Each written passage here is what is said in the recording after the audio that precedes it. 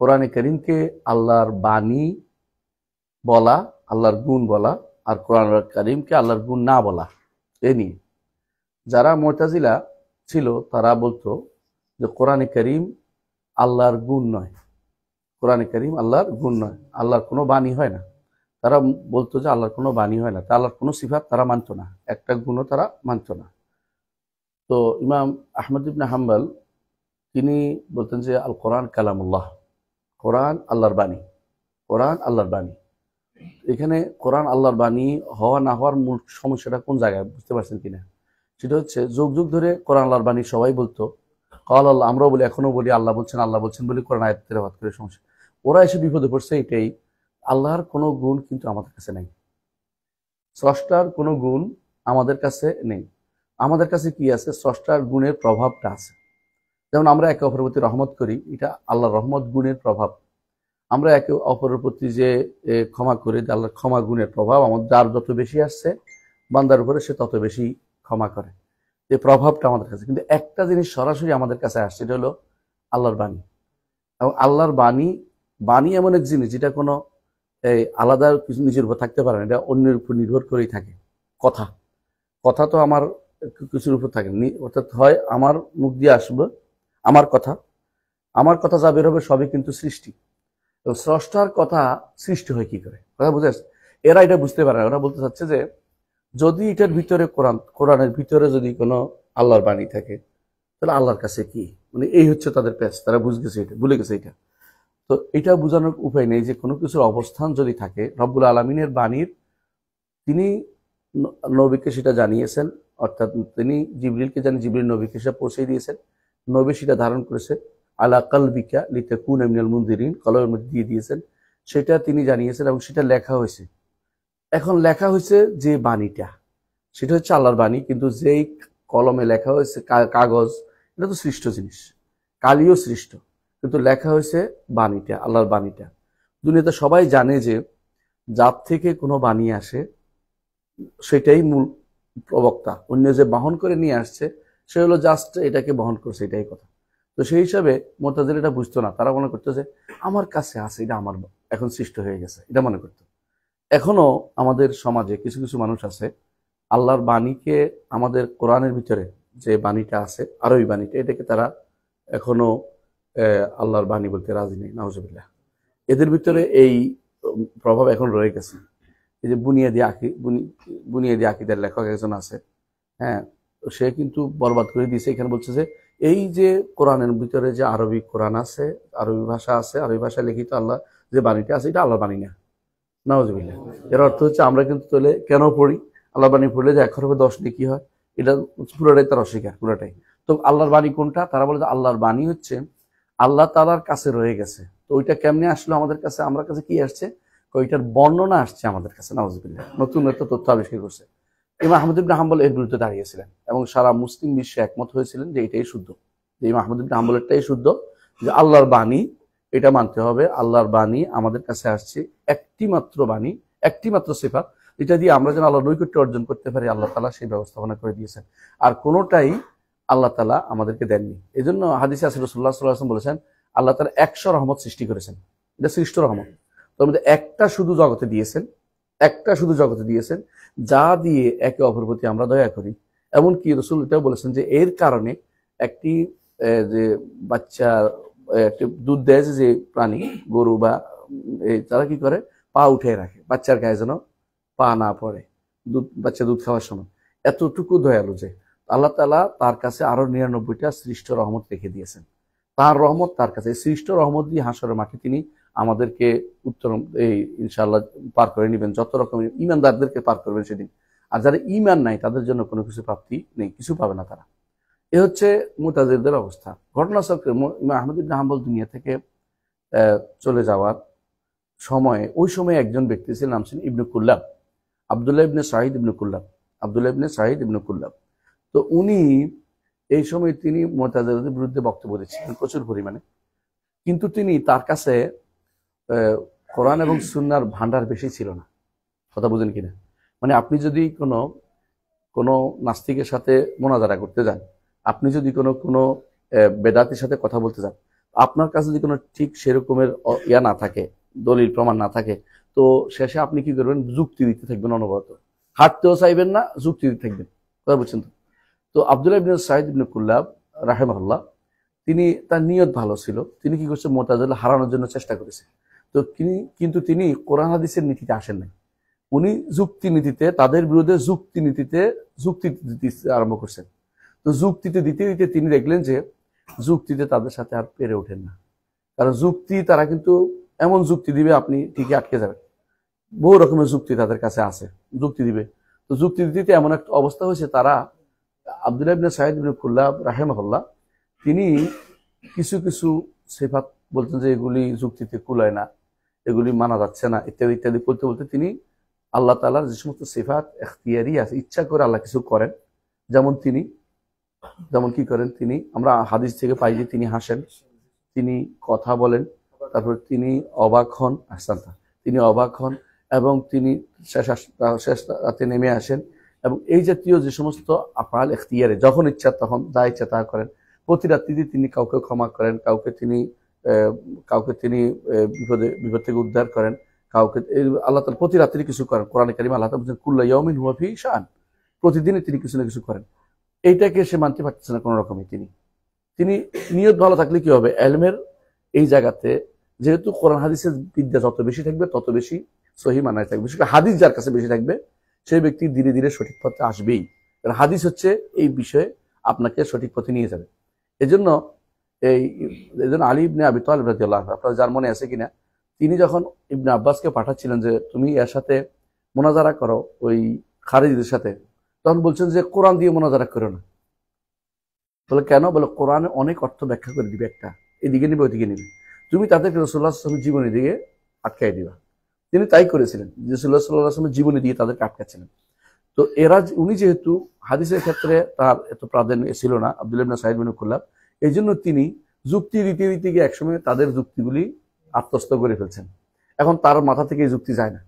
তো উনি যখন, ওনার ছাত্র ছিল যারা, এদের ছাত্র হয়েছিল দুইজন, একজন হচ্ছে আবুল হাসান আশআরী, একজন হচ্ছে আবু মনসুর আল মাতুরিদি। এই জন্য বলতেছিলাম যে উনি এক মিলল কেন? মিলল এই জন্য যে দুই দিকের কথা মিলে গেছে এক জায়গাতে এসে। কারণ হচ্ছে দুইজনে আব্দুল্লাহ ইবনে সাঈদ ইবনে কুল্লাবের ছাত্র ছিলেন। আর আব্দুল্লাহ ইবনে সাঈদ ইবনে কুল্লাব যেই মানহাজ এখতিয়ার করেছিল হলো আকলানি মাযহাব, বিবেকে ধরলে মানি, বিবেকে না ধরলে মানতে পারছি না। তো বিবেক অনেক কিছুই মানুষের ধরে না। হ্যাঁ, অনেক কিছুই মানুষ একসময় বিবেকে ধরতো না, এখন কিন্তু মানুষের বিবেকে ধরে। একসময় যদি বলতো যে আমি 6 ঘন্টায় সৌদি আরব যাচ্ছি, আরবে যাচ্ছি, মক্কায় যাচ্ছি, মানুষ তুমি পাগল হয়ে গেছো, তুমি কেমনে যাবে, তুমি কি চলে জিনের ফিটি বর করবে? এখন দেখে বিমানও যাচ্ছে মানুষ। আর বিমান তো এটা তো হলো মানুষের তৈরি। আল্লাহ তাআলা যখন ইচ্ছা তখন এর চেয়ে শক্তিশালী বাহন দিয়ে আমাদের নবীকে একবার নিয়ে গেছেন মেরাজে। এটা যুক্তি দিয়ে তো আপনি করতে পারবেন না, এখন আর কেউ এখনো পারবেন না। কোনোদিন যদি কোনো প্রমাণিত হয় কোনো এর চেয়ে বড় কিছু আসে যায়, তখন হয়তো বলবেন যে গেছে। কিন্তু আমাদের কাছে এর কোনো যুক্তি দিয়ে কিছু করার কিছু নেই। এগুলো শরীয়ত মানতে হবে। শরীয়তের ব্যাপারে সব জায়গাতে যুক্তি চলে না। তবে শরীয়ত কখনো এমন কিছু আসে না যেটা যুক্তি একেবারে বিরোধী, এটা নয়। হ্যাঁ, আশ্চর্য হয়ে যায় এমন কিছু নিয়ে আসে শরীয়ত, যে আমি এটা কেমনে, মানে আপনাকে হায়রান করে দিবে, হতভম্ব করে দিবে, আপনাকে কি কর্তব্য বিমূল করে দিবে, এমন কিছু কিন্তু শরীয়তে আছে। কিন্তু আপনাকে এটা বলে না যে এটা আমার একেবারে বিবেক বিরুদ্ধ, এটা বলে না। হ্যাঁ, বিবেক বিরুদ্ধ হয় কেন? বিবেক বিরুদ্ধ হয় ওই সময় যখন মানুষ বিবেকের মধ্যে সংকীর্ণতা থাকে। অর্থাৎ আমার বিবেক অনুসারে যদি আমি সব বিচার করি, তাহলে কিন্তু আমার দিন থাকবে না। প্রত্যেকের বিবেক ভিন্ন ভিন্ন। কেউ আছে লগারিদম অঙ্ক করতে পারে, কেউ ঐকিক নিয়মও করতে পারে না। তাই বলে আমি যদি বলে অঙ্ক বলতে কিছু নাই, তাহলে হাস্যকর হবে। অঙ্ক আছে, আমার বিবেকের সংকীর্ণতা আছে, আমার বিবেক অনেক কিছু ধরতেছে না, এটা বুঝতে হবে। তো আল্লাহ এবং তার রাসূল যা বলেছেন, এটা বিবেক দিয়ে বিচার করাচ্ছে, বিবেক দিয়ে বুঝার চেষ্টা করতে হবে। না বুঝলে কোনটা প্রাধান্য পাবে? আল্লাহ রাসূল যা বলেছেন নসকে প্রাধান্য দিতে হবে। আমার বিবেকের সংকীর্ণতা আছে, এটুকু আমাদেরকে সবসময় মাথা রাখতে হবে। তো ওনারা কি করছে, এই ইমাম আশআরী এবং ইমাম মাতুরিদি দুইজন দুই জায়গায় ছিলেন, একজনের সাথে একজন দেখা হয় না। কারণ দুইজন ছাত্র একদিকে, ওনার ছাত্রদের ছাত্র, ওনারা সরাসরি ইবনে কুল্লাবের ছাত্র ছিলেন না, ছাত্রদের ছাত্র। তো এই জন্য দুই জায়গাতে দুইটা বেড়ে উঠছে। একজন ইয়াতে বুখারা সমরকান্দের এই কোনা এইদিকে, আরেকজন হচ্ছে বাগদাদের ওইদিকে। তো ইমাম আশআরী রহমতুল্লাহ আলাইহি প্রথম জীবনে তার মায়ের হাজবেন্ড ছিলেন জাহেজ আল মুতাজিলি, তার কোলে বড় হয়েছেন। বড় হইতে মুতাজিলাদের পক্ষ নিয়ে বিশাল জীবন যাপন করছেন একটা অংশ। পরে একদিন মুতাজিলাদের সাথে ওনার ওনার মায়ের হাজবেন্ড, যেটা মানে বাপ বলেন যেটাকে, তো এরকম ওনার সাথে একদম তর্ক হওয়ার পরে তিনি বলছে আমি আপনার সাথে নাই। তো তিনি কি করছে, এরপরে ওই আব্দুল্লাহ ইবনে সাঈদ ইবনে কুল্লাবের ছাত্রদের সাথে মিশে উনি মুনাজারা শুরু করলো। কাদের বিরুদ্ধে? হ্যাঁ, মুতাজিলাদের বিরুদ্ধে। কিন্তু সমস্যা হচ্ছে ওনার কাছে হাদিসের অস্ত্র ছিল না, হাদিসে কমতি ছিল। তিনি এরপরে একবার ইয়াতে আসলেন, বাগদাদে আসলেন। আসার পরে তাকে বাগদাদে আসার পরে আবু জাকারিয়া সাজি মুহাদ্দিস, বিখ্যাত মুহাদ্দিস বাগদাদে ভর্তি। তো ওরা বললো যে একদিন দরবারে বসছে, একজন বললো যে উস্তাদকে বললো, উস্তাদ এখানে একজন লোক আসছে যিনি মুতাজিলার সাথে মুনাজারা করে, বলে নিয়ে আসো তাকে, দেখি কি কয়। বলে কি করো তুমি? মুনাজারা করো। কি দিয়ে মুনাজারা করো? তোমার কাছে হাদিস আছে? বলে না। তুমি মুনাজারা করে বিপদে পড়বা। তুমি কি বিপদে পড়ো? এই হাদিস জানো? কয় না। তখন তিনি আবার একটা বই লিখতে নাম দিলেন আল ইবানা আন উসুলুদ দিয়ান। এই বইটা এখন পর্যন্ত প্রসিদ্ধ, এই বইটা সর্বশেষ বই। এবং এই বইটা যে তার বই, এটা স্বীকার করে নিছে তারই একজন ছাত্র, আশারি মতবাদের একজন লোক, তিনি হচ্ছেন ইমাম ইবনে আসাকির। ইমাম ইবনে আসাকির, যিনি যাকে বলা হয় মুআররিখুদ দুনিয়া, দুনিয়ার ইতিহাস লেখছে সবচেয়ে বড়। তিনি লিখছেন তারিখ দামাস্ক, সবচেয়ে বড় তারিখ দামাস্কের ইতিহাস। দামাস্কে যারা গেছে, এটা প্রায় 50 খণ্ডের মতো। এই গ্রন্থটা তিনি লিখছেন 50 খণ্ড, এখনো 50 খণ্ড। এটা এইখান থেকে ওইখান পর্যন্ত উঁচু। তো এত বড়, আমি একবার কিনতে যাই, কিনি নাই, মানে বলছি ইন্টারনেটে পাবো, আশা করে বসে আছি। তো এই জন্য এই বড় জিনিসটা আমি বলতেছি এই জন্য যে বিশাল বই। এই উনি কিন্তু স্বীকার করে গেছে যে ইবানা ওনাদের এই বই, মানে আশারির বই। কিন্তু বর্তমান আশারিরা ইবানা মানে না, এটা মানবো না, এটা সালাফিরা লিখে লিখে আমাদের নামে ছাপাই দিছে, ওরা এটা বলতেছে। কিন্তু আমরা বলতে ইবনে আসাকির কি বলছে, এখন আর চুপ মেরে থাকে যে ইবনে আসাকির বললে কি মানবো না, মানে মানবে না, এটাই কথা। আরেকজন যে বের হচ্ছেন ইমাম আবুল হাসান আল মাতুরিদি, তিনি মারা গেছেন 324-এ। আর ইমাম আবুল হাসান আশারি মারা গেছে, 324-এ। আর আবু মনসুর মাতুরিদি মারা গেছেন 333-এ। এর দ্বারা বোঝা গেল 4র্থ হিজরি শতকে তারা চলে আসছেন। এর আগের সাথে এটার একটা বিরাট গ্যাপ হয়ে গেছে, ওনাদের আকীদা মানহাজে একটা গ্যাপ হয়ে গেছে। আগের আকীদা মানহাজের উপরে কিন্তু ইতোমধ্যে শতাধিক বই লেখা হয়ে গেছে আলহামদুলিল্লাহ। আবু হানিফাও লিখছেন, এবং তারপরে আবু হানিফা রহমতুল্লাহ আলাইহি এবং তার ছাত্ররা তহাবি, এর আগেও অনেকগুলি বই গ্রন্থ লেখা হয়েছে। আমার কাছে এটার ইতিহাস আছে। এবং কি মুহাদ্দিসরা সবচেয়ে বেশি এবারে অগ্রণী। মুহাদ্দিসরা আর কিছু না হোক আকীদা ছাড় দেন নাই সবসময়। মুহাদ্দিসরা যে সবচেয়ে বড় কাজটা করেছে, আপনি দেখবেন ইমাম বুখারী রহমতুল্লাহ আলাইহি, ইমাম বুখারী যে কাজটা করেছে, আল্লাহ তাআলা কিয়ামত পর্যন্ত তার মর্যাদা সমুন্নত রাখার দোয়া করছি আল্লাহর কাছে, যে ইমাম বুখারী রহমতুল্লাহ আলাইহি তিনি কিতাবুল ঈমান দিয়ে শুরু করেছেন আর কিতাবুত তাওহীদ দিয়ে শেষ করেছেন। আপনারা খেয়াল করেছেন? এই জন্য যে কিতাবুল ঈমানের মধ্যে যে সমস্ত ভুল আছে এগুলো শুদ্ধ করেছেন, আর কিতাবুত তাওহীদের মধ্যে যে সমস্ত ভুল আছে সেটাকে শুদ্ধ করেছেন। এই দুই জায়গা যদি কেউ পড়ে, কিতাবুল ঈমান এবং তাওহীদ, সে ব্যক্তি আকীদা শুদ্ধ হতে পারত। কিন্তু শর্ত হচ্ছে বিশুদ্ধ আলেমদের কাছে পড়তে হবে, বিশুদ্ধ আলেমদের কাছে পড়তে হবে। তো এই ব্যাপারে যারা আপনারা জানেন অনেকেই, যে আমাদের শেখ আব্দুল্লাহ গুনাইমান, তিনি কিন্তু কিতাবুত তাওহীদের ব্যাখ্যা করেছেন, আর কিতাবুল ঈমানের ব্যাখ্যা করেছে, উনিও ব্যাখ্যা করেছেন, উনিরাও ব্যাখ্যা করেছেন। এই জন্য কিতাবুল ঈমান এবং তাওহীদটা ওনার কাছে পড়া দরকার। অন্যান্য কিতাব, প্রত্যেকটা হাদিসের কিতাবের মধ্যে অধ্যায় বিন্যাস করেছে আকীদা যেন বিশুদ্ধ, এরকম প্রত্যেকে একটা অধ্যায় বিন্যাস করেছেন। রদ্দে আলা জাহমিয়া তারা লিখছেন। এই রদ্দে আলা জাহমিয়া যে লিখছেন এই গ্রন্থগুলো হচ্ছে এই বাতিল আকীদার বিরুদ্ধে, এবং এগুলি একটা দুইটা নয়, এগুলো অনেক বই। আহমদ ইবনে হাম্বল নিজেই পর্বত সম দাঁড়িয়েছেন, এবং রদ্দে আলা জাহমিয়া জানাদেক একটা বইও তিনি লিখেছেন। এরা কি করে? এরা সন্দেহ করে যে আহমদ ইবনে হাম্বল লেখে নাই, আহমদ ইবনে হাম্বল ছাত্ররা বলতেছে লিখছে, আর তোমরা সন্দেহ করার কারণটা কি? তোমরা তো ওনার অনুসারী না, তোমরা সন্দেহ করবে কেন? কিন্তু তারপর তারা সন্দেহ করে যাচ্ছে। মোট কথা এটাই যে এরপরে যারা আসছে এরা দুই ভাগে ভাগ হয়ে গেছে উম্মতে মুসলিমা। একদল হলো আশআরী, একদল হলো মাতুরিদি।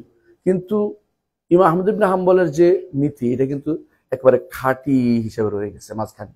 ইমাম আহমদ ইবনে হাম্বলের নীতিটাকে কেউ নষ্ট করতে পারে নাই। 2-4 জন হাম্বলি, যেমন ইবনুল জাওজি রহমতুল্লাহ আলাইহি সহ আরো কয়েকজন, ওনারা ভুল পথে গেছে। কিন্তু বেশিরভাগ হানাবেলা, বেশিরভাগ আহমদ ইবনে হাম্বলের অনুসারী, তারা কিন্তু বিশুদ্ধ আকীদার উপরে ছিলেন। এবং এই বিশুদ্ধ আকীদার উপরেই পরবর্তীতে আলেমরা নির্ধারণ করেছে এটাই হচ্ছে সালফে সালেহিনের আকীদা। এই সালফে সালেহিনের আকীদা হচ্ছে ইমাম আহমদ, এই যেটা লিখেছেন আমাদের ইবনে তাইমিয়া রহমতুল্লাহ, এই কিতাবটা লিখেছেন। এবং তিনি উল্লেখ করবেন যে এই কিতাবের উপরে আমি লিখেছি, আমি কোনো নিজের হাম্বলি আকীদা নয়। যখন এই ইমাম আহমদ ইবনে হাম্বল চলে গেলেন, তখন এই দুইজনের কথা খুবই প্রসারিত হইল, যে ইমাম আবুল হাসান আশআরী এবং ইমাম আবু মনসুর মাতুরিদি, এই সময় মুহাদ্দিসরা তাদের বিরোধিতা করতে আরম্ভ করলেন। মুহাদ্দিসরা বললেন যারা তাদের ইয়াতে যাবে, ক্লাসে যাবে, আমাদের ক্লাসে না আসুক। এবং কি তারা বললেন যে অমুক আসছে, তাহলে তো বের করে দাও। বলছে আমাদের এখানে বসবে না, কারণ সে আমাদের লোকদেরকে নষ্ট করে দেবে, আকীদা নষ্ট করে দেবে। এবং তারা তখন ভিন্ন ভিন্ন আকীদার বই লিখতে আরম্ভ করলেন, যেমন সুন্নাহ, আর-সুন্নাহ আল-বারবাহারি, আর-সুন্নাহ অমুক, আর-সুন্নাহ বইগুলো আছে না, যতগুলি সুন্নাহ বই আছে। এবং ইমাম আহমদ ইবনে হাম্বলের ছাত্র এবং ছেলে আব্দুল্লাহ ইবনে আহমদ ইবনে হাম্বল, তিনিও আর-সুন্নাহ নামে বই লিখলেন। আর-সুন্নাহ আল-মারওয়াজি লেখা হলো, আর-সুন্নাহ ইবনে আবি আসিম লেখা হলো। সুন্নাহ নামে যতগুলি বই লিখেছে, কিন্তু দেখবেন যে এগুলি কোনো মাসলা সুন্নাত, ওই নামাজের সুন্নত না, এগুলি সবই হচ্ছে আকীদা। এগুলি সব হচ্ছে আকীদা। কেন? সুন্নাহ নামে তারা বুঝাইতে চাইলেন এটা যে আহলুস সুন্নাহ হতে হলে এইটা তোমাকে মানতেই হবে, আহলুল বিদআহ হলে তুমি এর বাইরে চলবে। অর্থাৎ এই সুন্নাহ অর্থ ফরজ সুন্নাহ না, এই সুন্নাহ অর্থ হচ্ছে রাসূলুল্লাহ সাল্লাল্লাহু আলাইহি ওয়াসাল্লাম আদর্শ। রাসূল এই আদর্শ রেখে গেছেন, আকীদা ও মানহাজ, এটাকে তোমাকে অনুসরণ করে চলতে হবে। এই নীতির উপরে তারা লিখে যাচ্ছেন। ঘটনাচক্রে উম্মতে মুসলিমার মধ্যে একটা বিশাল পরিবর্তন এসে গেল। এবং এই পরিবর্তনটা হলো যে যখন উম্মতে মুসলিমার একটা বিশাল অংশ ওই ইয়াদের দ্বারা প্রভাবিত আক্রান্ত হলো, ওই ক্রুসেডারদের দ্বারা, তখন আপনারা জানেন যে সালাউদ্দিন আইয়ুবী রহমতুল্লাহ আলাইহি এবং নুরুদ্দিন সিংকি রহমতুল্লাহ আলাইহি, ওনারা কিন্তু এই ইয়াদের বিরুদ্ধে যুদ্ধ করেছে, ক্রুসেডারদের বিরুদ্ধে। তো তারা আবার ব্যক্তিগতভাবে শাফিঈ এবং হানাফি ছিলেন। জিংকি হানাফি ছিলেন আর সালাউদ্দিন আইয়ুবী শাফিঈ ছিলেন। তো ওনারা শাফিঈদের তখন মত চলে আসছিল যে শাফিঈরা হবে আশআরী, হানাফিরা হবে মাতুরিদি, আর অন্যরা হইব সালাফি বা হাম্বলি, যেটা তারা মনে করে। এই জন্য তারা ওই গোষ্ঠীগতভাবে ভাগ হয়ে গেছে। এখন আর মাযহাবগত ভাগ হইতে হইতে গোষ্ঠীগত ভাগ হয়ে গেছে। কিন্তু এটা ছিল মূলত তখনকার আগে ইমাম আহমদ ইবনে হাম্বলের সময় এটা সবাইরই ছিল। আহমদ ইবনে হাম্বল ইমাম, সবাইরই ছিলেন, একসাথে ইমাম ছিলেন। এবং তখনকার সময় যারা বিরোধিতা করত, তারা একদিক দিয়ে, তখনকার সময় যারা বিরোধিতা করত তারা ইবনে আবি দুয়াদের অনুসারী ছিল। ইবনে আবি দুয়াদ একদিকে মুরতাজিলি, একদিকে হানাফি। কাজী আহমদ ইবনে আবি দুয়াদ, তিনি একদিকে কাজী, প্রধান বিচারপতি, মুসলিম বিশ্বের প্রধান বিচারপতি। বুঝতে পারেন কত বড় তার পদ। এবং তার অধীন তিনি নিয়োগও দিত, দেখে দেখে হানাফিদের নিয়োগ দিত, দেখে দেখে নিয়োগ দিত মুতাজিলাদের। এই জন্য একটা বিশাল মুতাজিলা জায়গায় জায়গায় প্রসার লাভ করেছে। পরবর্তী মুতাজিলা থেকে যখন ঘুরে গেছে, তখন তারা আর সালাফি আকীদাটা নিতে পারে নাই। তারা তখন তাদের গোষ্ঠীভুক্ত যে আমাদের ইমাম মাতুরিদির আকীদাটা আমরা গ্রহণ করি, সেই হিসেবে তারা মাতুরিদি আকীদা অনেকে গ্রহণ করে নিয়েছে। বুঝে আসছে কথাটা? কেমনে মাতুরিদি আকীদা আমাদের মধ্যে প্রসার হলো? মাতুরিদি আকীদার সর্বশেষ তিনটা মাদ্রাসা এখন আছে। একটা মাদ্রাসা হচ্ছে দেওবন্দি মাদ্রাসা। একটা হচ্ছে, দ্বিতীয় মাদ্রাসা হচ্ছে কাউসারি মাদ্রাসা বলে আমরা, কাউসারিয়া। আরেকটা হচ্ছে বেরলভিয়া। তিনটা মাদ্রাসা এখন সবচেয়ে বেশি বিখ্যাত সারা বিশ্বে এদের মাতুরিদি আকীদা। আর আশআরী আকীদার মধ্যে এই নামে রয়ে গেছে আশআরীটাই। এবং তাদের বড় জায়গা হচ্ছে আল আজহার, তারা এটা ছড়াচ্ছে সবচেয়ে বেশি। আর যারা সালাফি আকীদা ছড়াচ্ছে মদিনা ইউনিভার্সিটি, সৌদি আরবের আলেমরা, এবং এর বাইরেও আলহামদুলিল্লাহ মিশরে হোক, জর্দানে হোক, বিভিন্ন জায়গাতে সালাফি আকীদার প্রসার হয়েছে। আপনারা শুনেছেন সবশেষে এমনকি ইয়াতেও, এই সিরিয়াতেও যারা ক্ষমতায় এসেছে তারাও সালাফি আকীদার পক্ষের লোক, যদিও তারা সবগুলি ছাড় দিতে হয়, কারণ ওখানে মানুষটা একরকম না, বহু রকম মানুষ আছে। কারণ আপনাকে অন্তত আমাদের সালাফি আকীদার বিরোধিতা না করলেই হলো, আমরা এটা মনে করি, যাতে করে আমরা হকটা প্রচার করতে পারি। কিন্তু বেশিরভাগ মানুষই হিংসা করে আমাদের সালাফি আকীদার বিরোধিতা করে। শেখ হুসাইন ইবনে তাইমিয়া রাহমাতুল্লাহ আলাইহি, তার সময় তিনি দেখলেন যে মামলুকরা কখন ক্ষমতায় গেছে বলতে পারবেন? বাগদাদ ধ্বংস হওয়ার পরে। বাগদাদ কখন ধ্বংস হয়েছে? 656 হিজরিতে। 656 হিজরিতে তাতাররা হালাকু খান বাগদাদ ধ্বংস করার পরে তখন মুসলিমদের খেলাফত কোথায় চলে যায়? মিশরে। কারণ তারা কি করছে, একজন খলিফাকে নিয়ে গেছে ওখানে। কারণ নিয়ম হচ্ছে রাসূল বলেছেন আল খিলাফতু মিন কুরাইশ, খলিফা হবে কুরাইশ থেকে। এখন আর কারে পায় না, তখন আব্বাসী একজন ছিল যেখানে বাগদাদে, তাকে নিয়ে গেছেন কোথায়? মিশরে। যে আপনি আমাদের খলিফা থাকবেন, আমরা আপনার নামে খুতবা দিব, কিন্তু চালাবো আমরা। তো এরা মামলুকরা কি করছে, চালাইতো, আর খলিফাকে জাস্ট একটা ফরশো, যে একটা পোস্ট হিসাবে রেখে দিয়েছেন। যেমন এখন অনেকটা পোপের মতো আর কি, পোপ যেভাবে থেকে বসে থাকে, আর কোনো কাম নাই, অনেকটা সেরকম। তো উনি থাকতেন। তারপরেও একটা গুণ ছিল যে অন্তত তারা খেলাফতের জিনিসটা ধরে রাখছিলেন, এটা একটা বড় জিনিস ছিল। পরবর্তীতে এটাও ছিল না। পরবর্তী যখন ওসমানী খেলাফত, তখন সেখানে আর কোনো কোরাইশি কেউ ছিল না, সেটা শুধুমাত্র ওসমানীর। এই জন্য খেলাফত না হয়, এটা ওসমানীয় রাজত্ব বলাটাই বেশি ভালো। এবং তারা অনেক খেদমত নিয়েছে আল্লাহ তাআলা, এটা ভালো কথা। কিন্তু সরাসরি নসের দিক থেকে খেলাফত আসে না, কারণ খেলাফত হইতে হয় কোরাইশদের মধ্যে রাসূলুল্লাহ সাল্লাল্লাহু আলাইহি ওয়াসাল্লাম বলে দিয়েছেন খেলাফতে কোরাইশ, এর বাইরে যারা হবে খেলাফতের কাজটা চালিয়ে নিতে পারবে, কিন্তু তারা সত্যিকারের খলিফা হওয়ার মতো যোগ্যতা তাদের শরীয়তের দৃষ্টিতে নাই। কথা বুঝছেন কিনা? তো এই হিসাবে খেলাফতের কাজটা চালিয়ে নিতে হবে, একজন না পাওয়া গেলে তো বন্ধ থাকবে না, এজন্য চালিয়ে নিচ্ছে। তারা ভালো কাজ করেছে যারা ওসমানীয় খেলাফত, কিন্তু তারাও বিভ্রান্ত হয়েছে শেষের দিকে, যেটা আমরা আলোচনা করতে চাচ্ছি না। মূল জায়গায় আসি, যেখানে আসছিলাম। তো যখন কোথায় চলে গেল খেলাফত, কোথায় চলে গেল? মিশরে।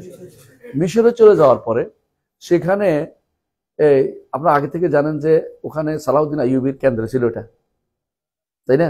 তো সেই যখন ওই এলাকাতে তখন ওই জায়গাতে তখন সবচেয়ে বেশি বেশি আশারি মতবাদটা বেশি প্রচলিত ছিল। মাতুরি মতবাদের সাথে এই জন্য ইবনে তাইমিয়ার খুব একটা হয় নাই, কনফ্লিক্ট হয় নাই। কেন কনফ্লিক্ট হয় নাই? কারণ মাতুরি মতবাদ ছিল সামারকান্দের দিকে, আর সামারকান্দের দিকে তিনি খুব একটা সফর করেন নাই। তার বেশিরভাগ কাজ ছিল মিশর এবং সিরিয়ার মাঝে। ওই সামারকান্দ এলাকা কেন যান নাই? কারণ তখন সেটা দখল হয়ে গেছে কাদের? তাতারিদের। তাতারির দখলে চলে গেছে। তাতারিরা দখলে চলে যাওয়ার কারণে সেই এলাকার সাথে তার আর বড় ধরনের সম্পর্ক তৈরি হয়নি। সে আলেমদের সাথে দেখা হয় নাই এবং সেখানে তার সাথে কমপ্লিট, কিন্তু তিনি জানতেন তাদের মতবাদ, তিনি তুলে ধরেছেন যে তারা কি মতবাদ। অর্থাৎ যেহেতু 200 বছর 333-এ মারা গিয়ে থাকে শাইখুল ইসলাম, মারা গেছে 728-এ, এর মধ্যে প্রায় 400 বছরের মতো তিনি তাদের অবস্থান সম্পর্কে জেনেছেন এবং সবচেয়ে সঠিক তথ্য তিনি দিয়েছেন ইবনে তাইমিয়া রাহমাতুল্লাহ তাদের সম্পর্কে। এজন্য তিনি জানতেন, কিন্তু মাতুরিদির মতবাদের বিস্তারিত তিনি আলোচনা করেননি। তো আশারি মতবাদের লোকেরা একই যেহেতু কাছাকাছি ছিল মতগুলো, তো তিনি এগুলো রদ করেছেন। এই সময় রদ করে তিনি বিভিন্ন জায়গাতে বলতেন, বিভিন্ন দার্সে আলোচনা করতেন। এইটা দেখে তারা খেপে যায়। তারা আশারিরা খেপে গিয়ে তখনকার সময় এরা বিশাল পরিমাণে একটা গোষ্ঠী একত্র হয়ে গেল, যাই সবাই মিলে তখনকার সুলতানকে লাগালো, রাজাকে লাগালো যে এই লোকে আপনার রাজত্ব নিতে চায়। মানে সরাসরি এইটা না বলিয়া ওইটা বলো, কারণ যদি বলে যে উনি ভিন্ন মত পোষণ করে, ভিন্ন মত থাকতে পারে, বলতে পারে, এই জন্য বলতেছে আপনার রাজত্ব নিতে চায়, মানে এমন ভাবে। তখন শাইখুল ইসলাম বলেছিলেন যে মুলকুত তাতার লা ইউসাবি ইনদি ফালসান, তোমার রাজত্ব তাতারিদের রাজত্ব আমার কাছে কোনো 1 পয়সারও মূল্য নাই। অর্থাৎ আমি রাজত্বের জন্য এই কাজ করছি না, আমি কোরআন এবং সুন্নাহ ভিত্তিক যে আকীদা রেখে গেছেন সালফে সালিহিন, সেটাই শুধুমাত্র আমি প্রচার করতেছি। এই সময় একদিন তিনি বসা ছিলেন, এমন সময় রদিউদ্দিন নামে ওয়াসেদ থেকে এক কাজী সাহেব আসছেন, রদিউদ্দিন ওনার নাম। তিনি এসে বললেন যে আমাদের এলাকায়, ওয়াসেদ তো ইরাকে, আমাদের এলাকায় এমন কাম করে দিয়েছে তাতাররা যেখানে আলেম রাখে নাই। এখন মানুষ আজে বাজে বিশ্বাস, সবচেয়ে খারাপ বিশ্বাসে তারা আক্রান্ত হয়ে গেছে। তো এই খারাপ বিশ্বাসে আক্রান্ত হওয়ার কারণে আমি আমার পরিবারের জন্য আপনি একটা আকীদার কাগজ লিখে দেন। কে বলল এটা? রদিউদ্দিন আর শাফেঈ, ওয়াসিতি আর শাফেঈ। তো তিনি এটা বলার কারণে তিনি এটা বলছেন 698 এর অর্থ হচ্ছে তিনি আসছিলেন তখন হজে আসছিলেন। তখনকার দিনে আলেমরা কি করতো? হজের সময় আসতো এবং বিভিন্ন আলেমদের সাথে সাক্ষাৎ করতো, এটা তাদের উদ্দেশ্য ছিল। তখনকার এরকম বিশাল বাধ্যবাধকতা ছিল না, যখন ইচ্ছা তখন আলেমদের কাছে বসতেন, এই জায়গা যাইতেন, ওই জায়গা যাইতেন, যখন সুযোগ পাইতেন তারা এক কাজে 10 কাজ করে যেতেন। অর্থাৎ তারা হজ করতেন, এরপর আলেমদের বাড়িতে যেখানে সেখানে যাওয়ার দরকার, মিশর গেলে মিশর, সিরিয়া গেলে সিরিয়া, এরকম যাইতেন। শাইখুল ইসলাম ইবনে তাইমিয়া রাহমাতুল্লাহ আলাইহি তিনি তখন অবস্থান করছিলেন মিশরে। এই সময় তার কাছে আসছে, অথবা সিরিয়াতে সম্ভবত আসছিলেন। ওই সময় আসার পরে তিনি বললেন যে এই ব্যাপারে বহুত লেখা হয়েছে, আমি লিখবো না। তিনি বলেন আমি লিখবো না, অনেক লেখা আছে, আমাদের সালফ সালেফদের কিতাব অনেক আছে, বিশেষ করে আকীদার কিতাব তো অভাব নেই, তুমি আমার লিখতেছো কেন? বল না, আপনি লিখে দিলে আমি খুশি হই, কারণ আমি অনেক কিতাব থেকে জমা করতে পারবো না। একটা জিনিস আছে, অনেকে আছে অনেক কিতাব থেকে নিতে গেলে অনেক সময় হারিয়ে যায়, নিজে হারিয়ে ফেলে। যদি সংক্ষিপ্ত একটা ভাষ্য থাকে, এটা অনেক কাছে পছন্দ। তো তিনি বাধ্য করলেন যে আপনি যে কোনো মূল্যে আমাকে এটা লিখেই দিবেন। তখন তিনি আসর থেকে মাগরিবের মধ্যে এইটা লিখছেন, এই আসর থেকে মাগরিবের মধ্যে তিনি এই মতনটা লিখছেন এবং লিখে তিনি দিয়েছেন তাদেরকে। এবং সব বিভিন্ন তার ছাত্ররা কপি করে করে বিভিন্ন জায়গায় দিত, তার ফ্রেশ ছিল না, প্রত্যেকে কপি করে করে বিভিন্ন জায়গায় পাঠিয়েছেন। এবং সেটা এত বেশি প্রসার লাভ করেছে, প্রসার লাভ করার কারণে খেপে গেছে আরো বেশি, আশারীরা খেপে গেছে। এবং তারা খেপে গিয়ে বলতেছে যে উনি হাম্বলি মাযহাব প্রচার করতেছে, মানে আবার ঘুরেছে অন্যদিক দিয়ে আসে, যে উনি হাম্বলি মাযহাবটাকে আমাদের মাযহাবের উপর দিয়ে মাযহাবিক মানে মতভেদটা মাযহাবে নিয়ে যাচ্ছে, যাতে করে ওই বিরোধী মতটা শক্তিশালী হইতে পারে। তো তিনি বললেন যে তখন একাত্র করার পর তিনি বললেন যে আমি তো মাযহাবে কিছু আনি নেই, এই মতটা আহমদ ইবনে হাম্বলের, এটা আবু হানিফার, এটা মালিক, এটা শাফিঈ, এটা শুধু তাদের নয়, এটা তাবেঈদের, এটা সাহাবায়ে কেরামের, এটা রাসূলুল্লাহ সাল্লাল্লাহু আলাইহি ওয়াসাল্লাম। আমি তোমাদেরকে 3 বছর সময় দিলাম, 3 বছর সময় দিলাম। যদি এর মধ্যে যা আছে এই লেখার মধ্যে একটা জিনিস যদি তুমি ভুল ধরে দিতে পারো, সাহাবাদের থেকে বিভেদটা আনতে পারো, তাবেঈতে বিভেদটা আনতে পারো, তো আমি তো ফিরে যাবো, আমি তো ওয়াদা করছি। 3 বছর নয়, আজ কত বছর চলে গেছে। আলহামদুলিল্লাহ, কেউ এর মতো এটার মধ্যে ভুল ধরতে পারে না। এর একটা সংক্ষিপ্ত আকীদার ভাষ্য হচ্ছে এই আকীদা আল ওয়াসিতিয়া। এই জন্য আমি আমার এই গুরুত্বপূর্ণ জিনিসটাকে টেনে আনলাম বোঝানোর জন্য যে এটার মূল্য কত বেশি, এটার মূল্য কত বেশি। এই জন্য ইমাম যাহাবী রহমতুল্লাহ আলাইহি বলেছেন, ওকুদুদ দুররিয়াতে আসছে। ওকুদুদ দুররিয়া হচ্ছে তার ছাত্র ইমাম যাহাবী, আল্লাহ তাআলা ইমাম ইবনে তাইমিয়া, শেখ হোসেন ইবনে তাইমিয়া আল্লাহ তাআলা এমন কি ছাত্র মিলিয়ে দিয়েছেন যেগুলো জগৎ বিখ্যাত। এর মধ্যে একদম হচ্ছে ইমাম যাহাবী। যাহাবীকে বলা হয় মুআররিখুল ইসলাম, ইসলামের তিনি ইতিহাসবিদ। তিনি যা লিখেছেন আমার মনে হয় আমরা পড়ে শেষ করতে পারবো না, পড়ে শেষ করতে পারবেন না আপনি। ইমাম যাহাবী আল্লাহ তাআলা ওনাকে দিয়ে ওনাকে যোগ্যতা যা দিয়েছেন অসাধারণ। হাদিসের ক্ষেত্রে যে খেদমত করেছেন, পরবর্তী ইবনে হাজার আসতে হলে যাহাবী হয়ে আসতে হয়েছে, যাহাবী যে বিদ্যা সেটা নিয়ে আসতে হয়েছে। অথচ ইমাম যাহাবী বলতেছেন, আমি যদি কোনো আল্লাহ তাআলার কাবার এই মিম্বর রুকন ইয়ামানি এবং হাজরে আসওয়াদের মাঝখানে দাঁড়িয়ে বলি যে আমি শপথ করে বলি যে আমি আমার জীবনে ইবনে তাইমিয়ার মতো বড় আলেম আমি দেখি নাই, তাহলে আমি শপথ সত্য বলবো। আর যদি এটাও বলি যে ইবনে তাইমিয়া তার মতো কোনো আলেমকে দেখে নাই, তাহলে এটাও সত্য বলবো। এত বড় নিজের ওস্তাদেরটা স্বীকার করতেছে। তিনি বলতেছেন যে এই পর্যন্ত উনি বলতেছেন যে এই যে আকীদাল ওয়াসিতিয়ার মতো এত সুন্দর মতন, বিশুদ্ধ গ্রহণযোগ্য মতন আর হয়নি। এটা হচ্ছে কারণ এটা হচ্ছে বিশুদ্ধ আকীদা সালফে সালেহিন যে আকীদা, সেটাকেই এখানে প্রমোট করা হয়েছে। ইবনে কাসিরও তাই বলেছেন, শাইখুল ইসলাম ইবনে তাইমিয়ার ছাত্র ইবনে কাসিরও এবং যাহাবীও। আরেকজন হচ্ছে ইবনে আব্দুল হাদি, ওনার নাম ইবনুল কাইয়িমও এবং ইবনে রাশিকও। এর মধ্যে আরো আছে ইবনে ইমাদও। মানে এটা বিশাল গোষ্ঠী। ইবনে তাইমিয়ার ছাত্র যারা আছে প্রত্যেকটা তার ফিল্ডে সেরা। এর মধ্যে একজনের নাম বলতে চাচ্ছিলাম, তার হচ্ছে ইবনে আব্দুল হাদি। তিনি আল মুহাররার ফিল হাদিসের লেখক, হাদিসের মতন লেখক, সুন্দর। এবং তিনি প্রথম রদ করেছে সুবুকির উপরে, আর রদ আসসারমুল মুনকি ফি রদ আলা সুবুকি, এই গ্রন্থ লিখেছেন। বেদাতীদের বিরুদ্ধে রদ লেখার ক্ষেত্রে ইবনে তাইমিয়া রহমতুল্লাহ আলাইহি ছাত্রদের কোনো তুলনা ছিল না। তো ইবনে তাইমিয়া রহমতুল্লাহ ছাত্রদের মধ্যে যেমন ইবনুল কাইয়িম, তিনি যারা বেদাতি আল্লাহ সম্পর্কে খারাপ আকীদা পোষণ করে তাদের বিরুদ্ধে একটা বই লিখছেন, ইস্তিমাল জুয়ুশুল ইসলামিয়া ফি গাজওয়িল মুআত্তালাতুল জাহমিয়া। এই একটা বই 100 বইয়ের মতো। ইমাম যাহাবী দুইটা লিখছে, একটা লিখছে আল আরশ, একটা হচ্ছে আল উলু লিল আলিয়িল গফফার অথবা আল উলু লিল আলিয়িল আযীম। এই নাম যে নামে হোক, দুই নুসখাতে আসছে। তো এই দুইটা বই লিখছে বড় বড়। আর ইমাম ইবনে আব্দুল হাদি তিনি একটা বই লিখছেন আল ইস্তিওয়া আল আরশ। এই বইটা এখন পর্যন্ত বাংলা অনুবাদ হয়নি, আমি ইনশাআল্লাহ অনুবাদ করে যাচ্ছি, যদি বের হয়ে যায় ইনশাআল্লাহ দেখতে পাবেন। এটা আরেকটা সুন্দর বই বের হবে ইনশাআল্লাহ। তো এইটারও আলহামদুলিল্লাহ আমরা বলতে চাচ্ছি এটাই। শুধু তারা নয়, ইবনে তাইমিয়া রহমতুল্লাহ ছাত্ররা, ইমাম ইবনে কাসির তিনি এই গ্রন্থ লেখেন না, কিন্তু তিনি তাফসিরের মধ্যে এটাকে সাব্যস্ত করে গেছেন। মানে তিনি গেছেন তাফসিরের ক্ষেত্রে, এবং তাফসিরের ক্ষেত্রে এই পর্যন্ত আপনারা জানেন যে তাফসির ইবনে কাসিরের কোনো তুলনা এখন পর্যন্ত হয়নি। আল্লাহ তাআলা তাকে কারণ তিনি সালাফি তাফসির করেছেন, তিনি সালফে সালেহিনের বক্তব্য নিয়ে এসেছেন। যখনই আয়াত এসেছে প্রথমে নিয়ে আসছেন যে এইভাবে হাদিস কি আছে, কোরআন আয়াত অন্যখানে কি আছে, তারপর হাদিস কি আছে, সালফে সালেহিন কি বলেছেন, সাহাবা ইকরাম কি বলেছেন, তাবেঈনরা কি বলেছেন, ইমামরা কি বলেছেন, আনতে আনতে শেষ পর্যন্ত লোগা থেকেও আনছেন। কিন্তু বেশিরভাগ জায়গাতেই তিনি সালফে সালেহিন বক্তব্যের মধ্যে সীমাবদ্ধ ছিলেন। এই জন্য তার এটা যে সালাফি তাফসীর। কোথাও কোথাও হ্যাঁ তিনি দুর্বল হাদিসও এনেছেন, দুর্বল বর্ণনাও এনেছেন। এটা তার বর্ণনা এই জন্য এনেছেন যে এইভাবে বর্ণনা আছে, তোমরা দেখে নাও, আমি তো সনদ বাদে আনছি, তোমরা এরা বিশ্বাস করে বসো না। কারণ তাফসীরের ক্ষেত্রে অনেক সময় মুহাদ্দিসরা যারা সনদ দিয়ে বর্ণনা করে তারা দুর্বল হাদিসও আনে এই জন্য যে এইটা কি চলে কিনা, ভবিষ্যতে কোনো প্রজন্ম দেখবে যে এটা কি চলনসই কিনা, যদি কোনো এর শাওয়াহিদ পাওয়া যায় কিনা, এর সাথে অন্য কিছু পাওয়া যায় কিনা তারা দেখে নিবে। আমি এরপরে আমার সনদ দিয়ে বর্ণনা করার কারণে আমি আমার দায় মুক্তি ঘোষণা করতে পারি, এই জন্য তারা সেটা করেছেন। কিন্তু তাই বলে বেশিরভাগই তার এই তাফসীরটা হচ্ছে গ্রহণযোগ্য তাফসীর। কিছু অল্প স্বল্প কিছু জায়গা আছে যেগুলো বিতর্কিত জায়গা, যেগুলো দিয়ে দুর্ভাগ্যবশত বাতিল লোকেরা ওই শত ভালোটা দেখবে না, একটা দুইটা যদি কোনো কেবল পাইতে পারে কোথাও ভুল, এইটা দিয়ে তো পাইছি, যে এইটা দিয়ে তো দিতে হবে উনিটা করছে, কিন্তু এরপরে যে উনি আরো অনেক জায়গায় স্পষ্ট বলে দিয়েছে, এইটা তাদের পছন্দ হয় না।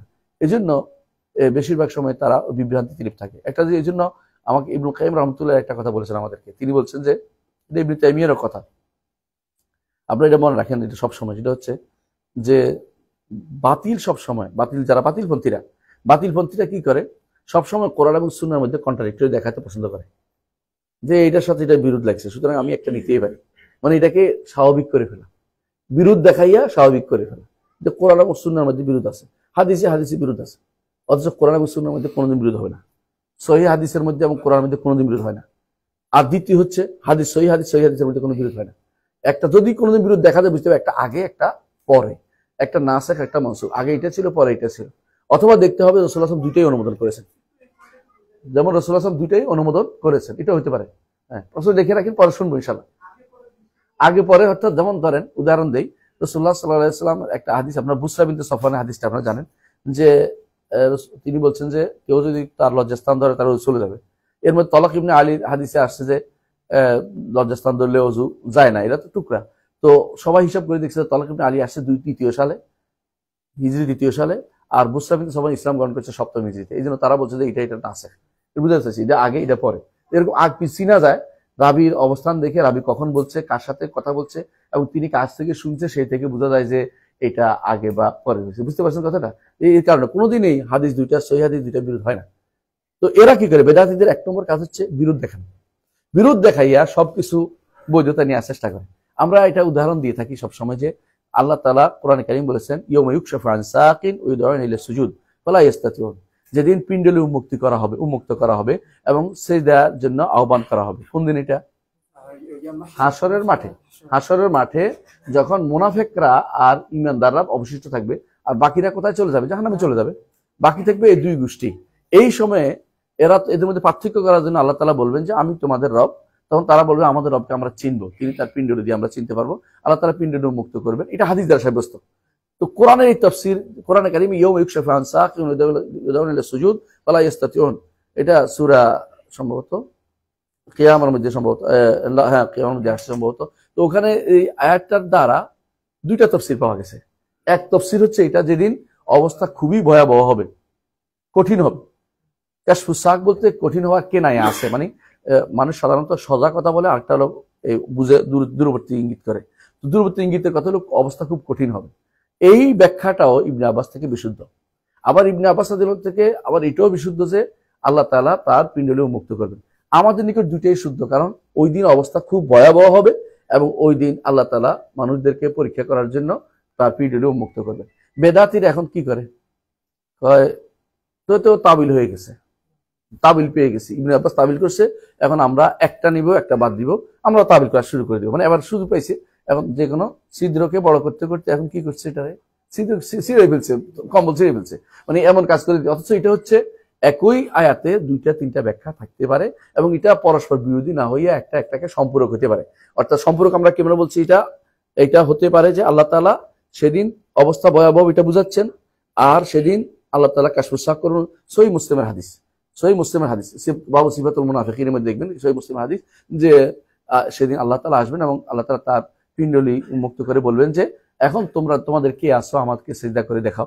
তখন যারা মুনাফিক তারা সিজদা করতে পারবে না, তাদের পিঠ হয়ে যাবে একদম গরুর শিংয়ের মতো। গরুর শিং যেমন বাঁকা করা যায় না, এরকম তারা বাঁকা করতে পারবে না। তো এই জায়গাটুকুতে আপনি দেখছেন কিভাবে তারা ঢুকে এখন একটা জায়গা ধরে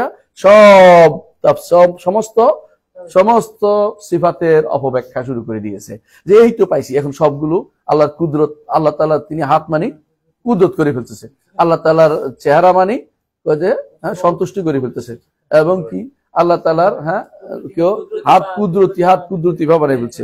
এবং এই জাতীয় যত তাবিল করতে পারে তারা এর মধ্যে ঢুকিয়ে দিচ্ছে, একটা তো পাইছি। কিন্তু এরা চিন্তা করলো না যে এটা সম্ভব অর্থটা, যেহেতু কাশফুস সাকের একটা অর্থ আগে থেকে আছে এবং এটা ব্যবহার করতে পারে, কিন্তু মূলটা তো অস্বীকার করা যায় না, মূলটা হাদিস দ্বারা সাব্যস্ত।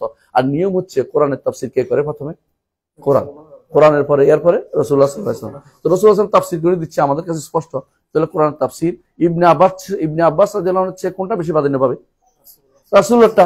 আর ইবনে আব্বাসের বিরোধী হচ্ছে না, তাহলে আমরা দুইটা তাফসীর দিতে পারতেছি। কিন্তু না, ওনারা এখন যেহেতু তার অন্তরের ভিতরে আছে বক্রতা, তিনি বক্রতাটা গ্রহণ করবেন, এই জন্য তারা এটাকে বাঁকা করে নিচ্ছে। এই জন্য প্রথম বেদাতীদের এক নম্বর লক্ষণ হচ্ছে তারা কি করে বলেন, হাদিস এবং কোরআনকে কন্ট্রাডিক্টরি দেখাবে। দ্বিতীয় নম্বর বেদাতীদের দ্বিতীয় নম্বর যে নীতি তারা, সেটা হচ্ছে সবসময় তারা সবসময় তারা যে কাজটা করতে চায় সেটা হচ্ছে যে তারা যে জায়গাতে একটু বুঝতে অসুবিধা হয় এইটার কাছে নিয়ে যাবে, যেটা একদম স্পষ্ট। স্পষ্ট বর্ণনাকে অস্পষ্ট বর্ণনার কাছে নিয়ে যাবে। আর আমাদের নীতি হচ্ছে অস্পষ্ট বর্ণনাকে স্পষ্ট বর্ণনাকে দেখতে হবে। কোরআনে কারীম আল্লাহ তাআলা আমাদেরকে জানিয়ে দিয়েছেন যে আম্মাল্লাযিনা ফি কুলুবিহিম যায়গুন ফায়াত্তাবিউনা মা তাশাবাহা মিনহু ইবতিগাআল ফিতনাতি ওয়া ইবতিগাআ তাউইলি। যাদের অন্তরে বক্রতা আছে ওরা কি করে, যে অর্থটা দেখতে অসুবিধা হয় বুঝতে, এইটাকে নিয়ে গিয়ে অন্যগুলিকে এটার আন্দাজে নিয়ে যাবে। বুঝছেন কি জন্য? ইবতিগাআল ফিতনাতি ওয়া ইবতিগাআ তাউইলি, অপব্যাখ্যা করার জন্য এবং ফিতনা তৈরি করার জন্য, এবং এটা করে। আর যারা এই সহিহ আকীদা মানে তারা কি করে, বলে যে না আমরা কি করব, যেটা অস্পষ্ট এটা বুঝবো কিসের আলোকে? স্পষ্টের আলোকে। যেমন ধরেন কোরআনে কারীম আল্লাহ তাআলা বলছেন ইন্না আতাইনাকাল কাউসার। ইন্না অর্থ কি? আমরা, নিশ্চয় আমরা। আমরা না আমি, আমরা না আমি, আমরা, তাই না? ইন্না।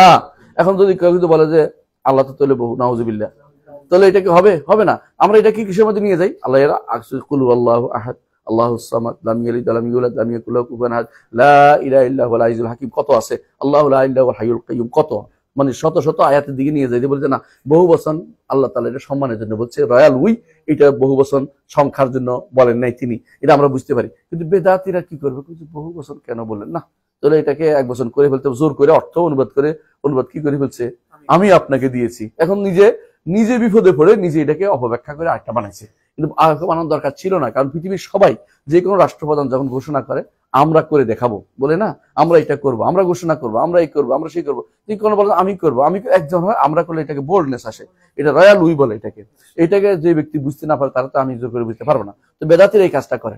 তো এরা কি করেছে, আশারি মাতুরিদীরা, আমি যেটা বলতে চাচ্ছিলাম, এরা সবসময় এই কাজটা করে। এরা কি করছে, যতগুলি সুযোগ খুঁজে থাকে কোথাও না কোথাও যে একটা শব্দ পাওয়া গেছে কিনা তাবিল করার জন্য, তো তাবিলের পথে নিয়ে যাবে।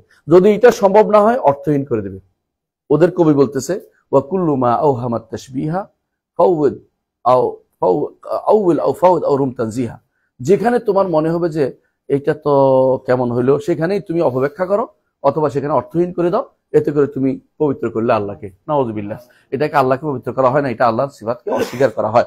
ইবনে তাইমিয়া রাহমাতুল্লাহ আলাইহি এই নীতিগুলিকে অস্বীকার করে জানিয়েছেন যে কারণ এটাকে এত গুরুত্ব দেওয়ার কারণটা কি আপনি বলেন তো? হতে পারে একজন মানুষ বলতে পারে যে তাওহীদ না করছে, অসুবিধা কি? হ্যাঁ, অসুবিধা হচ্ছে এটাতে তাওহীদের বিষয়, এটা যে ঈমানের বিষয়, বুঝেন কিনা? সাধারণ কোনো বিষয় না। ধরেন একজন বলতে পারে, আমি বুঝাতে চাচ্ছি, একজন বলতে পারে যে কোনো মাসালা এরকম আছে, ফিকহের মাসলা আছে, 2-3টা আমল হচ্ছে একই সাথে। যেমন যারা মক্কায় যায়, আপনি দেখছেন যে ইমাম কিভাবে পড়ে আর মুক্তাদি কিভাবে একরকম পড়ে না।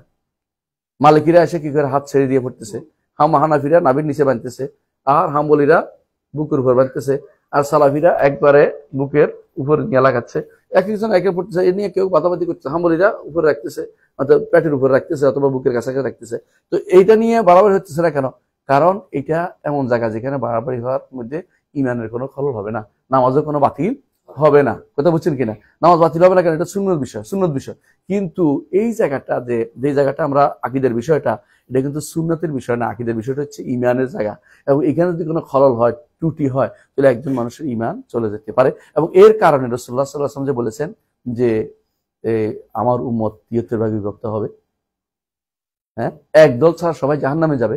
তো জাহান্নামে যাওয়ার জন্য এই ব্যক্তি তখন জাহান্নামে যাওয়ার জন্য তৈরি হইতে হইব, কারণ আর কোনো পথ নাই।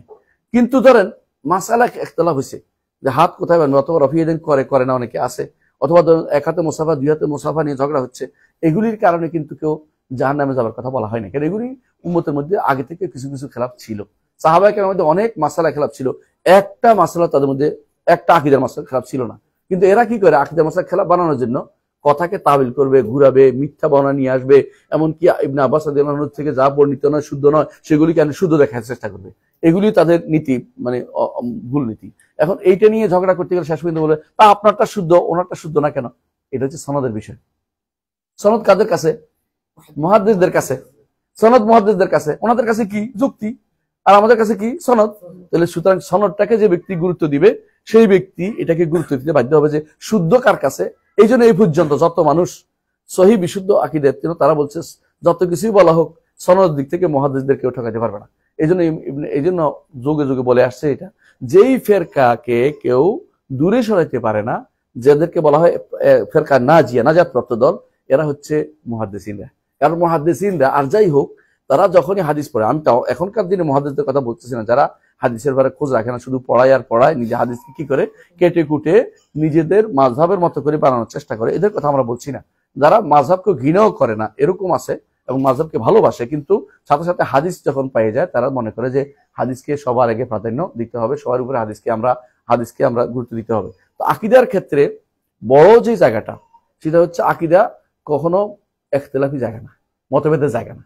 মতভেদ যদি কোনো দুইটা মত পাওয়া যায়, মতভেদ না, দুইটা মত পাওয়া যায়, তখন মনে করতে হবে যে দুইটাও হইতে পারে কিনা আগে দেখি।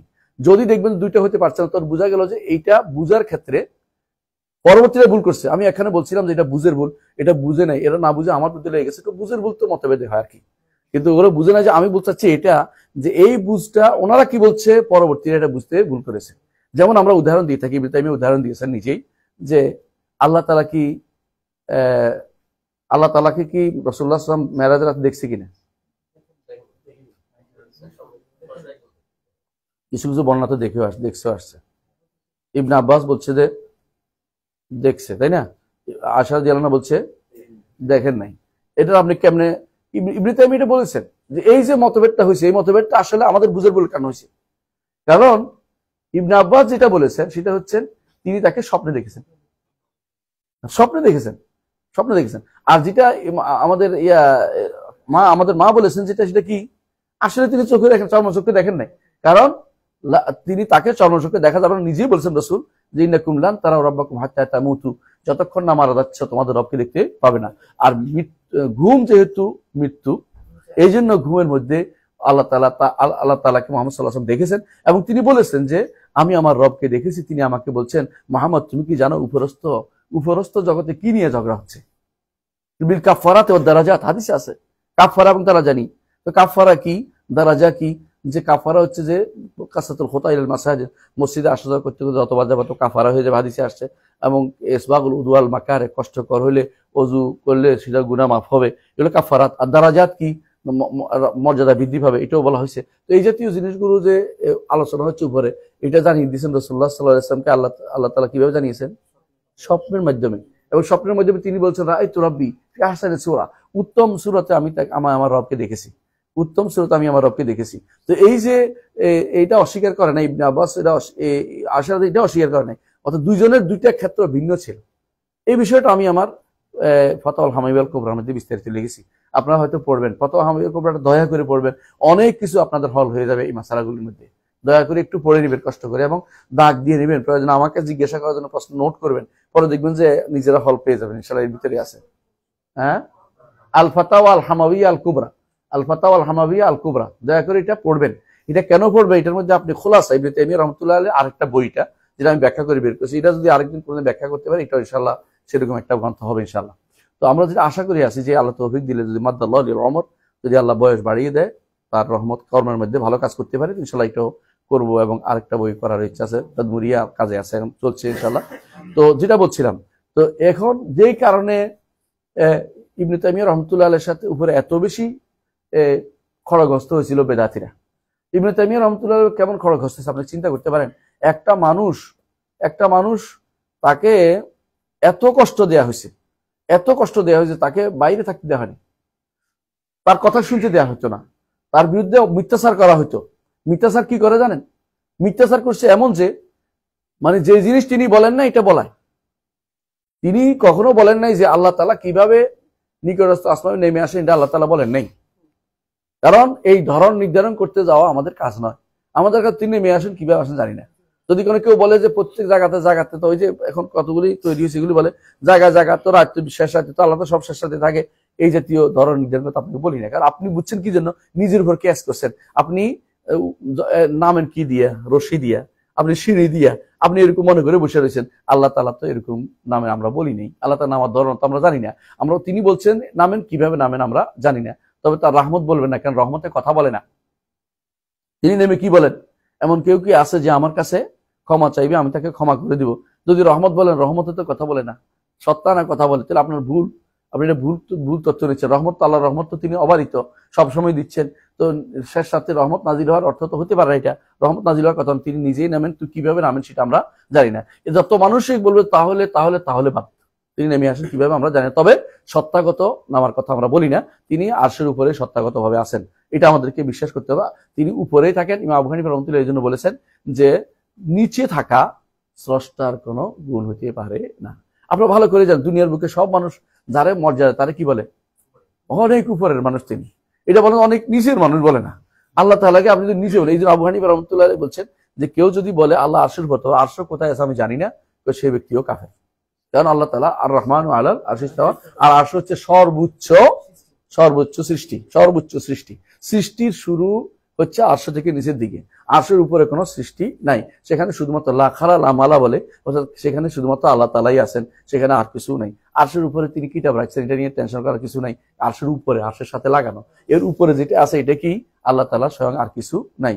আল্লাহ তাআলা তিনি একটা কিতাব রাখছেন, ওখানে লেখা আছে সাবাকাত রহমাতি গাদাবি, আমার রহমত আমার ক্রোধের উপর প্রাধান্য পাবে। এটা বুখারী হাদিস, বাবা তিনি এনেছেন হাদিসটা অনেকগুলো মাসলা বের করার জন্য। আমি যে হাদিসটার ব্যাখ্যাটা তাওহীদের ব্যাখ্যাটা শেষ করতে পারি ইনশাআল্লাহ, আপনাদের জন্য এটা পাতে হবে ইনশাআল্লাহ। এটা 3 ভাগের 1 ভাগ করে ফেলছি আলহামদুলিল্লাহ, আর 2 ভাগ আছে।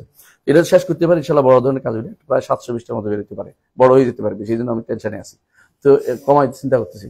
এটা যদি বের হয় দেখবেন যে ইমাম বুখারী রাহমাতুল্লাহ আলাইহি আসলেই যে কাজ করেছেন, এই কাজ আপনি অন্য কারোর মধ্যে এত সুন্দর দিন দেখতে পাবেন না। এটা আলহামদুলিল্লাহ একটা বিশাল নেয়ামত যে যে কেউ বুখারী রাহমাতুল্লাহ আলাইহির কিতাবগুলি পড়বে আশ্চর্য হবে। তার একটা কিতাব আছে খালকু আফআইল ইবাদ, খালকু আফআইল ইবাদ, খালকু আফআইল ইবাদ, বাংলা অনুবাদ হয় না, এটা হওয়া উচিত। এটা হলে আমাদের এটার মধ্যে অনেক কিছু আমি নিয়ে আসছি, আমার পাতা রহমান আরশে পড়েছেন বইতে, এটা প্রায় চলে আসছে। তারপর এটা কেন আসবে, হয়তো আমারটা দোষ দিতে পারেনি, আর ইমাম বুখারী কি বলবে। এই জন্য ইমাম বুখারী রাহমাতুল্লাহ আলাইহি সহ মুহাদ্দিসদেরকে, আপনাদের দেশের কিছু কিছু তথাকথিত বক্তারা মুহাদ্দিসদেরকে কয় এরা সব দেহবাদী, মুহাদ্দিসদেরকে দেহবাদী বলে। আপনি যে আশ্চর্য হবেন না, বলে দিছে মুহাদ্দিস দেহবাদী। এই যে ফারাজি মরাজি কতগুলি আছে না, এগুলি এরা সবগুলি নাম দিছে, জাহমিগুলো এগুলো নাম দিছে, বুখারী দেহবাদী বলছে, মুহাদ্দিসগুলো সব দেহবাদী বলে দিচ্ছে। কত বড় দুঃসাহস! কোথায় কোথায় খুঁজে খুঁজে ওই ওনাদের দুর্বল হাদিস, সহিহ হাদিসগুলো আনবে না, দুর্বল হাদিসগুলো আইনে কইবে উনি এটা কইছে, এইরকম কাজ করে ওরা, নাউজুবিল্লাহ। তো যেটা বলছিলাম যে ইমাম, আমরা দেখবেন যে এই যে জায়গাটা বলছিলাম, যে কোন জায়গাটা বলছিলাম, আলোচনা করছিলাম, হ্যাঁ, খালকা ফাইল ইবাদ, খালকা ফাইল ইবাদ। এই যে ইমাম বুখারী রাহমাতুল্লাহ যেভাবে লিখেছেন সেভাবে তিনি ব্যাখ্যাটা করে দিয়েছেন। ওইটার মধ্যে ইমাম বুখারী অনেকগুলি খেদমত আছে। ওই খেদমতের মধ্যে যে জায়গাটা আছে, যে এই হাদিসটা, যে হাদিসটা আমি একটু আগে উল্লেখ করলাম, সাবাকাত রাহমাতি গাদাবি, আমার রহমত আমার ক্রোধের উপর প্রাধান্য পাবে, আমার রহমত আমার ক্রোধের প্রাধান্য পাবে। রহমত ওরা মানে না, ক্রোধ তারা মানে না। কারা? বর্তমান লোকেরা। কেন? রহমত বলতে বোঝা যে মানুষের প্রতি তিনি সওয়াব দিবেন, বুঝছেন? আর গজব তো মানেই না, আল্লাহর ক্রোধকে মানে না। ক্রোধ হলে কি হয়? হ্যাঁ, শিরা ফুলে উঠে, হ্যাঁ, মানুষের উপর প্রতিশোধ দিতে যায়, এরকম হয়ে যায়। আল্লাহর জন্য এরকম করা যায় নাই, তো আল্লাহ বলছে তিনি গজব রাগ করেন। হ্যাঁ, কোরআনে কারীম আছে গাদিব আল্লাহ আলাইহি, আল্লাহ তার উপর প্রধান নিতে হন। এরা এটা মানতে রাজি নেই। এরা বিভ্রান্ত কত রকম হয়েছে আপনি বুঝতে পারছেন। এই জন্য ইবনে তাইমিয়া রাহমাতুল্লাহ আলাইহি সহজভাবে এই কিতাবটা লিখেছেন আমাদেরকে বোঝানোর জন্য। আমরা ওই কঠিন জায়গায় যাব না, শুধু একটুকু বলবো, এই ভাইরা যে ভুলটা করেছেন, কারা? আশারি মাতুরিদিরা, এই ভুলগুলি জেনে নিতে হবে। অনেকের কাছে এটা নতুন, অনেক ভাইরা নতুন আসছেন, কিন্তু আপনাদের যারা তালেবে ইলম তারা বোঝা দরকার এর মধ্যে কোথায় কোথায় ভুল করেছেন। আমি আমার ফাতাওয়াল হামাবিয়াল কুবরার মধ্যে বিস্তারিত লিখেছি কোন কোন জায়গায় ভুলটা আছে। এবং কি এর মধ্যে প্রথম ভুল হচ্ছে, আমাদের নিকট আকীদার উৎস কি? কোরআন এবং সুন্নাহ প্রথম উৎস।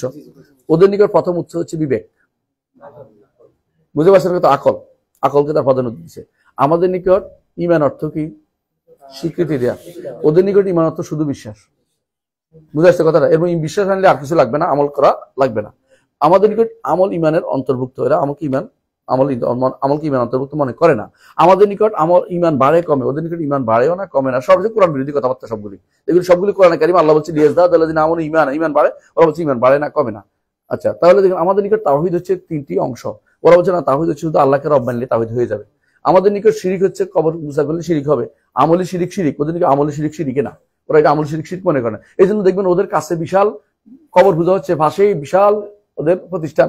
কোনোদিন বলে না যে এই তোমরা এটা বন্ধ করো, এটা বলে না, হচ্ছে কবরে গুনাহ করতেছে, মুখে বললে বলে শিরিক বলতে চাই নেই, শিরিক হয় না ওদের কাছে। এটা এই কারণগুলি হচ্ছে এই জায়গাটা। আমি শুধু কয়েকটা উদাহরণ দিলাম, বিস্তারিত মসজিদের মধ্যে কবর আছে, তারপরে শিরিক বলে রেগে যায়, হ্যাঁ শিরিক বলতে সবকিছু। আমাদের নিকট কেউ যদি আল্লাহর চেয়ে অন্য কাউকে বেশি ভালোবাসা শিরিক করলো, ওদের কাছে না কোনো ব্যাপারে না এটা, নাউজুবিল্লাহ। এই জাতীয় তারা আল্লাহকে সর্বত্র বিরাজমান এর মধ্যে ঢুকেছে। অথচ এটা কিন্তু ইমাম আশআরীর কথা ছিল না, এটা ইমাম আশআরী এটা বলে নাই কোনোদিন, ইমাম মাতুরিদিও বলে নাই, এটা ওরা পরবর্তী ঢুকেছে, জাহমিয়াদের কথা এখানে নিয়ে আসছে।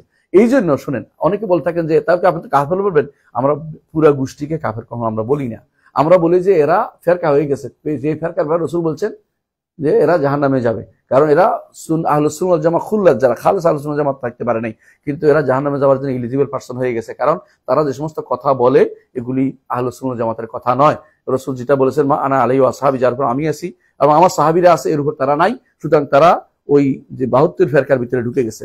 কিন্তু এদের মধ্যে কেউ কেউ 72 ফেরকার বাইরে চলে গেছে, মানে একেবারে 73 ফেরকা, যেটা জাহান্নামে যাওয়ার জন্য যারা কাফের হয়ে গেছে ওদের মধ্যে চলে গেছে। যারা বলবে, এদের মধ্যে যারা বলবে যে আল্লাহ তাআলা সর্বত্র বিরাজমান, অথবা আল্লাহ তাআলা, যারা আল্লাহ তাআলার সিফাতকে পুরো অস্বীকার করবে, কোরআন অস্বীকার করবে, আল্লাহ কোরআন বাণী বলবে না, এরা কিন্তু ইমানদার হতে পারে না, এরা কাফের সরাসরি। এরা এগুলি বলে যাচ্ছে, এরা কিন্তু ইমাম আশআরীও বলে নাই, মাতুরিদিও বলে নাই। বোঝা যাচ্ছে দিন দিন অবস্থা আরো খারাপের দিকে যাচ্ছে। এদের যত বেশি আকলকে প্রাধান্য দিবে, যত বেশি নস থেকে দূরে থাকবে, তত বেশি বিপজ্জনক বিপদের মধ্যে পড়বে। তো আমরা ওইদিকে আর লম্বা না করি, বুঝাতে চাচ্ছি এটাই যে আমরা যে জায়গাটুকু নিয়ে আলোচনা করতে চাচ্ছি, এটা হচ্ছে বিশুদ্ধ আকীদা নিয়ে আলোচনা করতে চাচ্ছি। বিশুদ্ধ আকীদা যখন আপনি জানবেন, তখন এর বিরুদ্ধে আকীদাটা আপনাকে, যেহেতু আপনাকে তারা বিভিন্নভাবে ঢুকাইতে চাইবে, তখন আপনি এটা নিবেন না, বলছেন না এগুলো নিব না, আমি বিশুদ্ধ আকীদা বিশ্বাসী, আমি কোরআন এবং সুন্নাহ যা আছে সেটাতে বিশ্বাসী, আমি অতিরিক্ত কোনো কথা বলবো না বা অতিরিক্ত কোনো কথা চিন্তা করবো না। এই নিয়ে শাইখুল ইসলাম ইবনে তাইমিয়া রাহমাতুল্লাহ আলাইহি যা বলেছেন, আমরা সেটা নিয়ে শুরু করি। কেমন? বিসমিল্লাহির রহমানির রহিম। প্রথমে বিসমিল্লাহির রহমানির রহিম, আলহামদুলিল্লাহিল্লাযী আরসালা রাসূলাহু বিল হুদা। প্রথমেই আল্লাহর হামদ প্রকাশ করেছেন। বিসমিল্লাহ বলছেন প্রথমে। বিসমিল্লাহ কেন বলছেন? বিসমিল্লাহ দিয়ে কোনো কিছু শুরু না হয়। ইমাম নাসাই তার কুবরাতে বলেছেন, ইবনে মাজাহ বলেছেন বিসমিল্লাহ দিয়ে শুরু করলে সেটা হবে গ্রহণযোগ্য, বিসমিল্লাহ বাদে হলে এটা কর্তৃত কাজ হয়। এই জন্য আল্লাহ তাআলা তার বাণীকেও বিসমিল্লাহ দিয়ে শুরু করেছেন। আর রাসূলুল্লাহ সাল্লাল্লাহু আলাইহি ওয়াসাল্লাম যখন চিঠি লিখতেন বিসমিল্লাহ দিয়ে শুরু করতেন, চিঠি লিখতেন, এবং যুগে যুগে আলেমরা যখন তাদের গ্রন্থ লিখতেন বিসমিল্লাহ দিয়ে শুরু করতেন, তিনিও বিসমিল্লাহ দিয়ে শুরু করেছেন। এই জন্য বিসমিল্লাহ দিয়ে যে কোনো কাজ করা উচিত।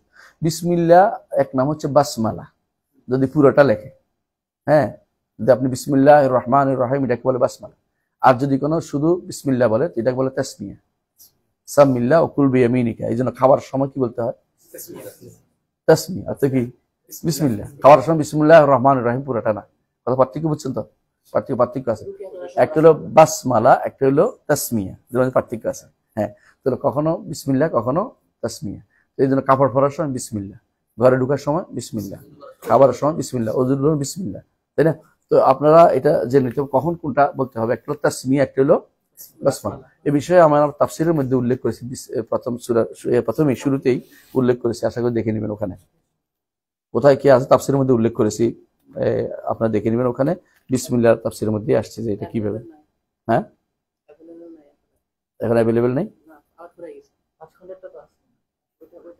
ইনশাআল্লাহ। 5 খন্ডটা আছে, এটা আবার পুরোপুরি একটা অ্যাপসের মধ্যে আসবে। CWI একটা ওয়েবসাইট আসতেছে ইনশাআল্লাহ। CWI ওয়েবসাইটে যেভাবে আগে আপনারা islamhouse.com ব্রাউজ করতেন, এরকম একটা এই ওয়েবসাইট করতেছি ইনশাআল্লাহ।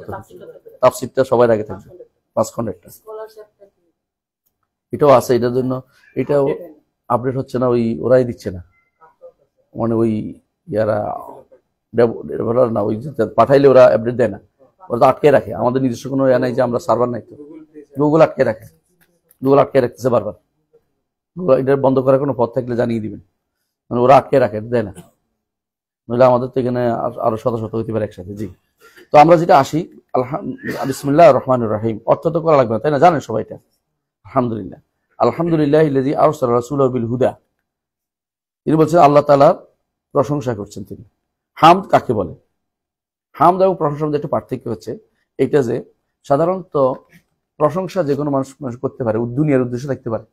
যেমন কি, প্রশংসা করলে টাকা পয়সা দিবে, প্রশংসা করলে আমার চাকরি দিবে, প্রশংসা করলে আমার একটা পদ দিবে, হ্যাঁ। কিন্তু এটা হলো মাদহ। আর হামদ যখন হয়, তখন অর্থ হলো যাকে অন্তর থেকে ভালোবেসে এবং যাকে সম্মান করে এবং যাকে মর্যাদা তুলে ধরে, আপনার অন্তরের ভিতরে মর্যাদা আছে, এটা তার উত্তম গুণগুলি উল্লেখ করার নাম হচ্ছে হামদ। বুঝছেন কিনা? পার্থক্য বুঝছেন দুটার মধ্যে? একটা হচ্ছে অন্তরের ভালোবাসা, অন্তরের মহব্বত, অন্তরের বড়ত্ব দিয়ে আসে, এটা হলো হাম। আর যেটা এমনি মানুষ করে, প্রশংসা করে সাধারণত, এটা হলো মাদহ এবং এটা হলো থানা। এটা দুনিয়ার মানুষ হইতে পারে। এই জন্য হাম শুধুমাত্র আল্লাহ রাব্বুল ইজ্জতের জন্য খাস, তিনি তার জন্য হাম করা হয়। দুনিয়ার মানুষ একে অপরকে মাদহ করে, কিন্তু হাম যখন হয় তখন এটা আল্লাহর জন্য খাস হয়ে যায়। এই জন্য শুধু প্রশংসা অনুবাদ করলে এটা আসে না। এই জন্য আমার আব্বা সবসময় অনুবাদ করতেন হামদ জাতীয় প্রশংসা বলতে, কারণ এটা রিয়াই ভিন্ন, এটা এটা নীতি ভিন্ন। তো এটা বলতেন যে হাম জাতীয় প্রশংসা তিনি বলতেন। কেন? তাদের শুধু প্রশংসা না, এটা ভালোবাসা অন্তর থেকে আসে, এবং এটা পরিপূর্ণ ভালোবাসা মর্যাদা দিয়ে যেটা বলা হয় এটা হলো হাম। এই জন্য যখন একজন মানুষ বলে সালাতের মধ্যে আলহামদুলিল্লাহ রাব্বিল আলামিন, আল্লাহর জন্য ভালোবেসে মর্যাদা দিয়ে এবং তাকে বড়ত্ব ঘোষণা করে, তখন তার জন্য প্রশংসা করা হচ্ছে। এটা মনে রাখতে হবে। শুধু প্রশংসা করছে তা নয়, অর্থাৎ এটা অনবরত আল্লাহ তাআলা প্রশংসা করে হামদকে। এই জন্য আলহামদুলিল্লাহ এটা কি উত্তম জিকির না দোয়া? লা ইলাহা ইল্লাল্লাহ উত্তম উত্তম জিকির, আর আলহামদুলিল্লাহ উত্তম দোয়া। বুঝছেন তো? উত্তম এটার মাধ্যমে আপনার চাওয়া হয়ে যাচ্ছে, তাকে ভালোবেসে যখন কিছু চাইছেন। ভালো চাওয়া দুই রকম আছে, একটা হচ্ছে প্রশংসার চাওয়া, আরেকটা হচ্ছে প্রার্থনা দেওয়ার চাওয়া। আপনি যদি অনবরত প্রশংসা করতে থাকেন কারো, এটাও কিন্তু তার কাছে এক ধরনের প্রশংসা, যে সে আমার কাছে এত প্রশংসা কেন করছে, কিছু একটা চাইয়ের মতো। আল্লাহ তাআলা খুশি হন যখন তার প্রশংসা বেশি হয়। এই জন্য দেখেন রাসূলুল্লাহ সাল্লাল্লাহু আলাইহি ওয়াসাল্লাম তিনি বলেছেন যে ইয়ার মধ্যে আরাফার মাঠে আমরা কি বলবেন? কি বলি আমরা? লা ইলাহা ইল্লাল্লাহু ওয়াহদাহু লা শারীকা লাহুল মুলকু ওয়া লাহুল হামদু ওয়া আলা কুল্লি শাইইন কাদির। এর মধ্যে কোনো চাওয়া নেই, শুধু প্রশংসা। আবার যখন আপনি দেখেন এর মধ্যে যখন দাঁড়াই এই মারওয়াতে সাফাতে, তখন কি বলি? লা ইলাহা ইল্লাল্লাহু ওয়াহদা নাসারা আবদা আনজাযা ওয়াদ হাযামাল আহদা ওয়াহদা লা ইলাহা ইল্লাল্লাহু মুখলিসিন লাহু দ্দীন। বলছি না লা ইলাহা ইল্লাল্লাহু ওয়াহদাহু লা শারীকা লাহুল মুলকু ওয়া লাহুল হামদু? একটু চাওয়া নেই, শুধু তার প্রশংসা করে গেছে। আর প্রশংসা করার মাধ্যমে যে চাওয়াটা হয় এটা খুব বড় চাওয়া হয়, আর যেটা সরাসরি চাওয়া হয় এটা ছোট চাওয়া হয়। এই জন্য বেশি বেশি প্রশংসা করাটা আল্লাহর কাছে বেশি প্রিয়। নিজে এই জন্য আল্লাহ তাআলা নিজে হাম কোরআনে কারিমে বিভিন্ন জায়গাতে সূরার শুরুতে বলছেন আলহামদুলিল্লাহ, এখানে আবার বলছেন সূরা কাহফের শুরুতে আলহামদুলিল্লাহ আল্লাযী আনজালা আলা আবদিল কিতাব, আবার অন্য জায়গাতে বলছে আলহামদুলিল্লাহ ফাতিরিস সামাওয়াতি ওয়াল আরদ জাইল মালাইকাতি রুসুল উলি আজনিহাতি মাসনা ওয়া সুলাসা ওয়া রুবা। এভাবে আল্লাহ তাআলা অনেকগুলো সূরার শুরুতে হাম দিয়ে শুরু করেছেন, কারণ তিনি হাম তার কাছে বেশি প্রিয়। এই জন্য মুহাম্মদুর রাসূলুল্লাহ সাল্লাল্লাহু আলাইহি ওয়াসাল্লাম তিনিও আল্লাহর কাছে বেশি প্রিয়। এই জন্য আল্লাহ যত হাম করবে, রাসূলুল্লাহ সাল্লাল্লাহু আলাইহি ওয়াসাল্লাম হাশরের মাঠেও যখন কেউ কথা বলার সাহস করবে না, রাসূলুল্লাহ সাল্লাল্লাহু আলাইহি ওয়াসাল্লাম নিজে গিয়ে আল্লাহ তাআলা আরশের নিচে সিজদায় পড়ে যাবেন এবং তিনি আল্লাহর এমন কিছু প্রশংসা করবেন। হাদিসে আসছে এইভাবে, আমি তার এমন কিছু হামদ প্রকাশ করব। হামদ শব্দ আসছে যে আল্লাহ তাআলা তখন বলবেন, তোমার আপনার মাথা উঠান, আপনি চান আপনাকে দেয়া হবে। আপনি মাথা উঠান, আপনি চান আপনাকে দেয়া হবে, এবং আপনি সুপারিশ করেন, আপনার সুপারিশ গ্রহণ করা হবে। আপনি বলেন, আপনার কথা রাখা হবে। তখন রাসূলুল্লাহ সাল্লাল্লাহু আলাইহি ওয়াসাল্লাম বলবেন যে মানুষের মধ্যে আপনি ফয়সালা করে দিন। তখন আল্লাহ তাআলা মানুষের মধ্যে ফয়সালা করে দিবেন। সেখানেও হামদের কথা আসছে। এর অর্থ হচ্ছে হাম লাহুল হামদু ফিল উলা ওয়াল আখিরা, দুনিয়া আখিরাতে হাম। এমনকি জান্নাতে যখন সব শেষে যাবেন তখন কি বলবেন? ওয়া আখিরু দাওয়ানা আনিল হামদুলিল্লাহি রাব্বিল আলামিন। আখির দাওয়ানা, সর্বশেষ কথার দাবি হচ্ছে হাম শুধু আল্লাহর জন্য। এখানে চাওয়ার কিছু নেই, শুধুমাত্র তার প্রশংসা করা হচ্ছে। এই জন্য আল্লাহ তাআলা সবচেয়ে বেশি প্রশংসা আল্লাহর কাছে বেশি প্রিয়। এই জন্য সকালে বিকেলে আলহামদুলিল্লাহ, আলহামদুলিল্লাহ আল্লাহ আছে না, হ্যাঁ তাহমিদ, আল্লাহ তাআলা সবচেয়ে বেশি, তাসবিহ তাহমিদ তাকবীর এগুলো থাকেই সবসময়। এবং এটা সালাতের শুরুতে আছে, তাই না? এগুলি আমাদের হামদান কাসীরান তাইয়িবান মুবারাকা, এটা মাঝখানে আছে। আসলে হামদ আসলে এমন এক জিনিস, যেটা যত বেশি করবেন আল্লাহর জন্য, ততই আপনার জন্য আল্লাহ তাআলার মহব্বত, আল্লাহ তাআলা আপনাকে ভালোবাসবেন। এখন বলছে আলহামদুলিল্লাহ আরসালা রাসূলাহু বিল হুদা। হ্যাঁ, পড়তে পারবা? পড়ো, বিসমিল্লাহ দেখি। বিসমিল্লাহির রহমানির রহিম। আলহামদুলিল্লাহিল্লাযী আরসালা রাসূলাহু বিল হুদা। রাসূলাহু বলতে কাকে বোঝাচ্ছে? মুহাম্মাদান সাল্লাল্লাহু আলাইহি ওয়াসাল্লাম। হ্যাঁ, বিল হুদা। বিল হুদা মানে হচ্ছে ইলমুন নাফি', মনে রাখবেন। হেদায়েত বলতে বোঝায় কোনটাকে? ইলমুন নাফি'। কোরআনে কারীমে অনেক জায়গায় দেখবেন যে ওয়াল্লাযী আরসালা রাসূলাহু বিল হুদা ওয়া দীনিল হাক্কি লিইয়ুযহিরাহু আলা দীনি কুল্লিহি আছে না? তো এখানে বিল হুদা বলতে বোঝাচ্ছে ইলমুন নাফি'। এই জন্য হেদায়েত কাকে বলে? ইলমুন নাফি'। এটা হেদায়েত এই জন্য বলা হচ্ছে আল্লাহ সম্পর্কে কি করতে হবে? প্রথমে জানতে হবে। ইলমুন নাফি' মানে উপকারী ইলম। ইলমুন নাফি' থেকে উপকারী বিদ্যা, উপকারী বিদ্যা। আল্লাহ তাআলা তার রাসূলকে উপকারী বিদ্যা দিয়ে পাঠিয়েছেন। আর উপকারী বিদ্যার মধ্যে সর্বোচ্চ বিদ্যা কোনটা? আল্লাহ সম্পর্কে জানা, আল্লাহ সম্পর্কে জানা। এই জন্য বিল হুদা, হ্যাঁ, বলে ইলমুন নাফি'। জি, আর দ্বীনুল হক। দ্বীনুল হক হচ্ছে আমলুস সালেহ। দিন হক হচ্ছে আমলে সালেহ, কারণ দিন হচ্ছে মেনে নেয়ার নাম। দিন বলা হয় কোনো কিছু মেনে নেয়ার নাম। এই জন্য ইয়াদিনুনা দিন আল হককে আল্লাহ তাআলা কোরআনে উল্লেখ করেছেন যে দিন হককে মেনে নিচ্ছে না যারা, ওলা ইয়াদিনুনা দিন আল হককে, কোরআনে কারীম আল্লাহ তাআলা বলছেন যাদের উপর জিজিয়া কর দিচ্ছে, কারণ তারা দিন হককে মেনে নিচ্ছে না।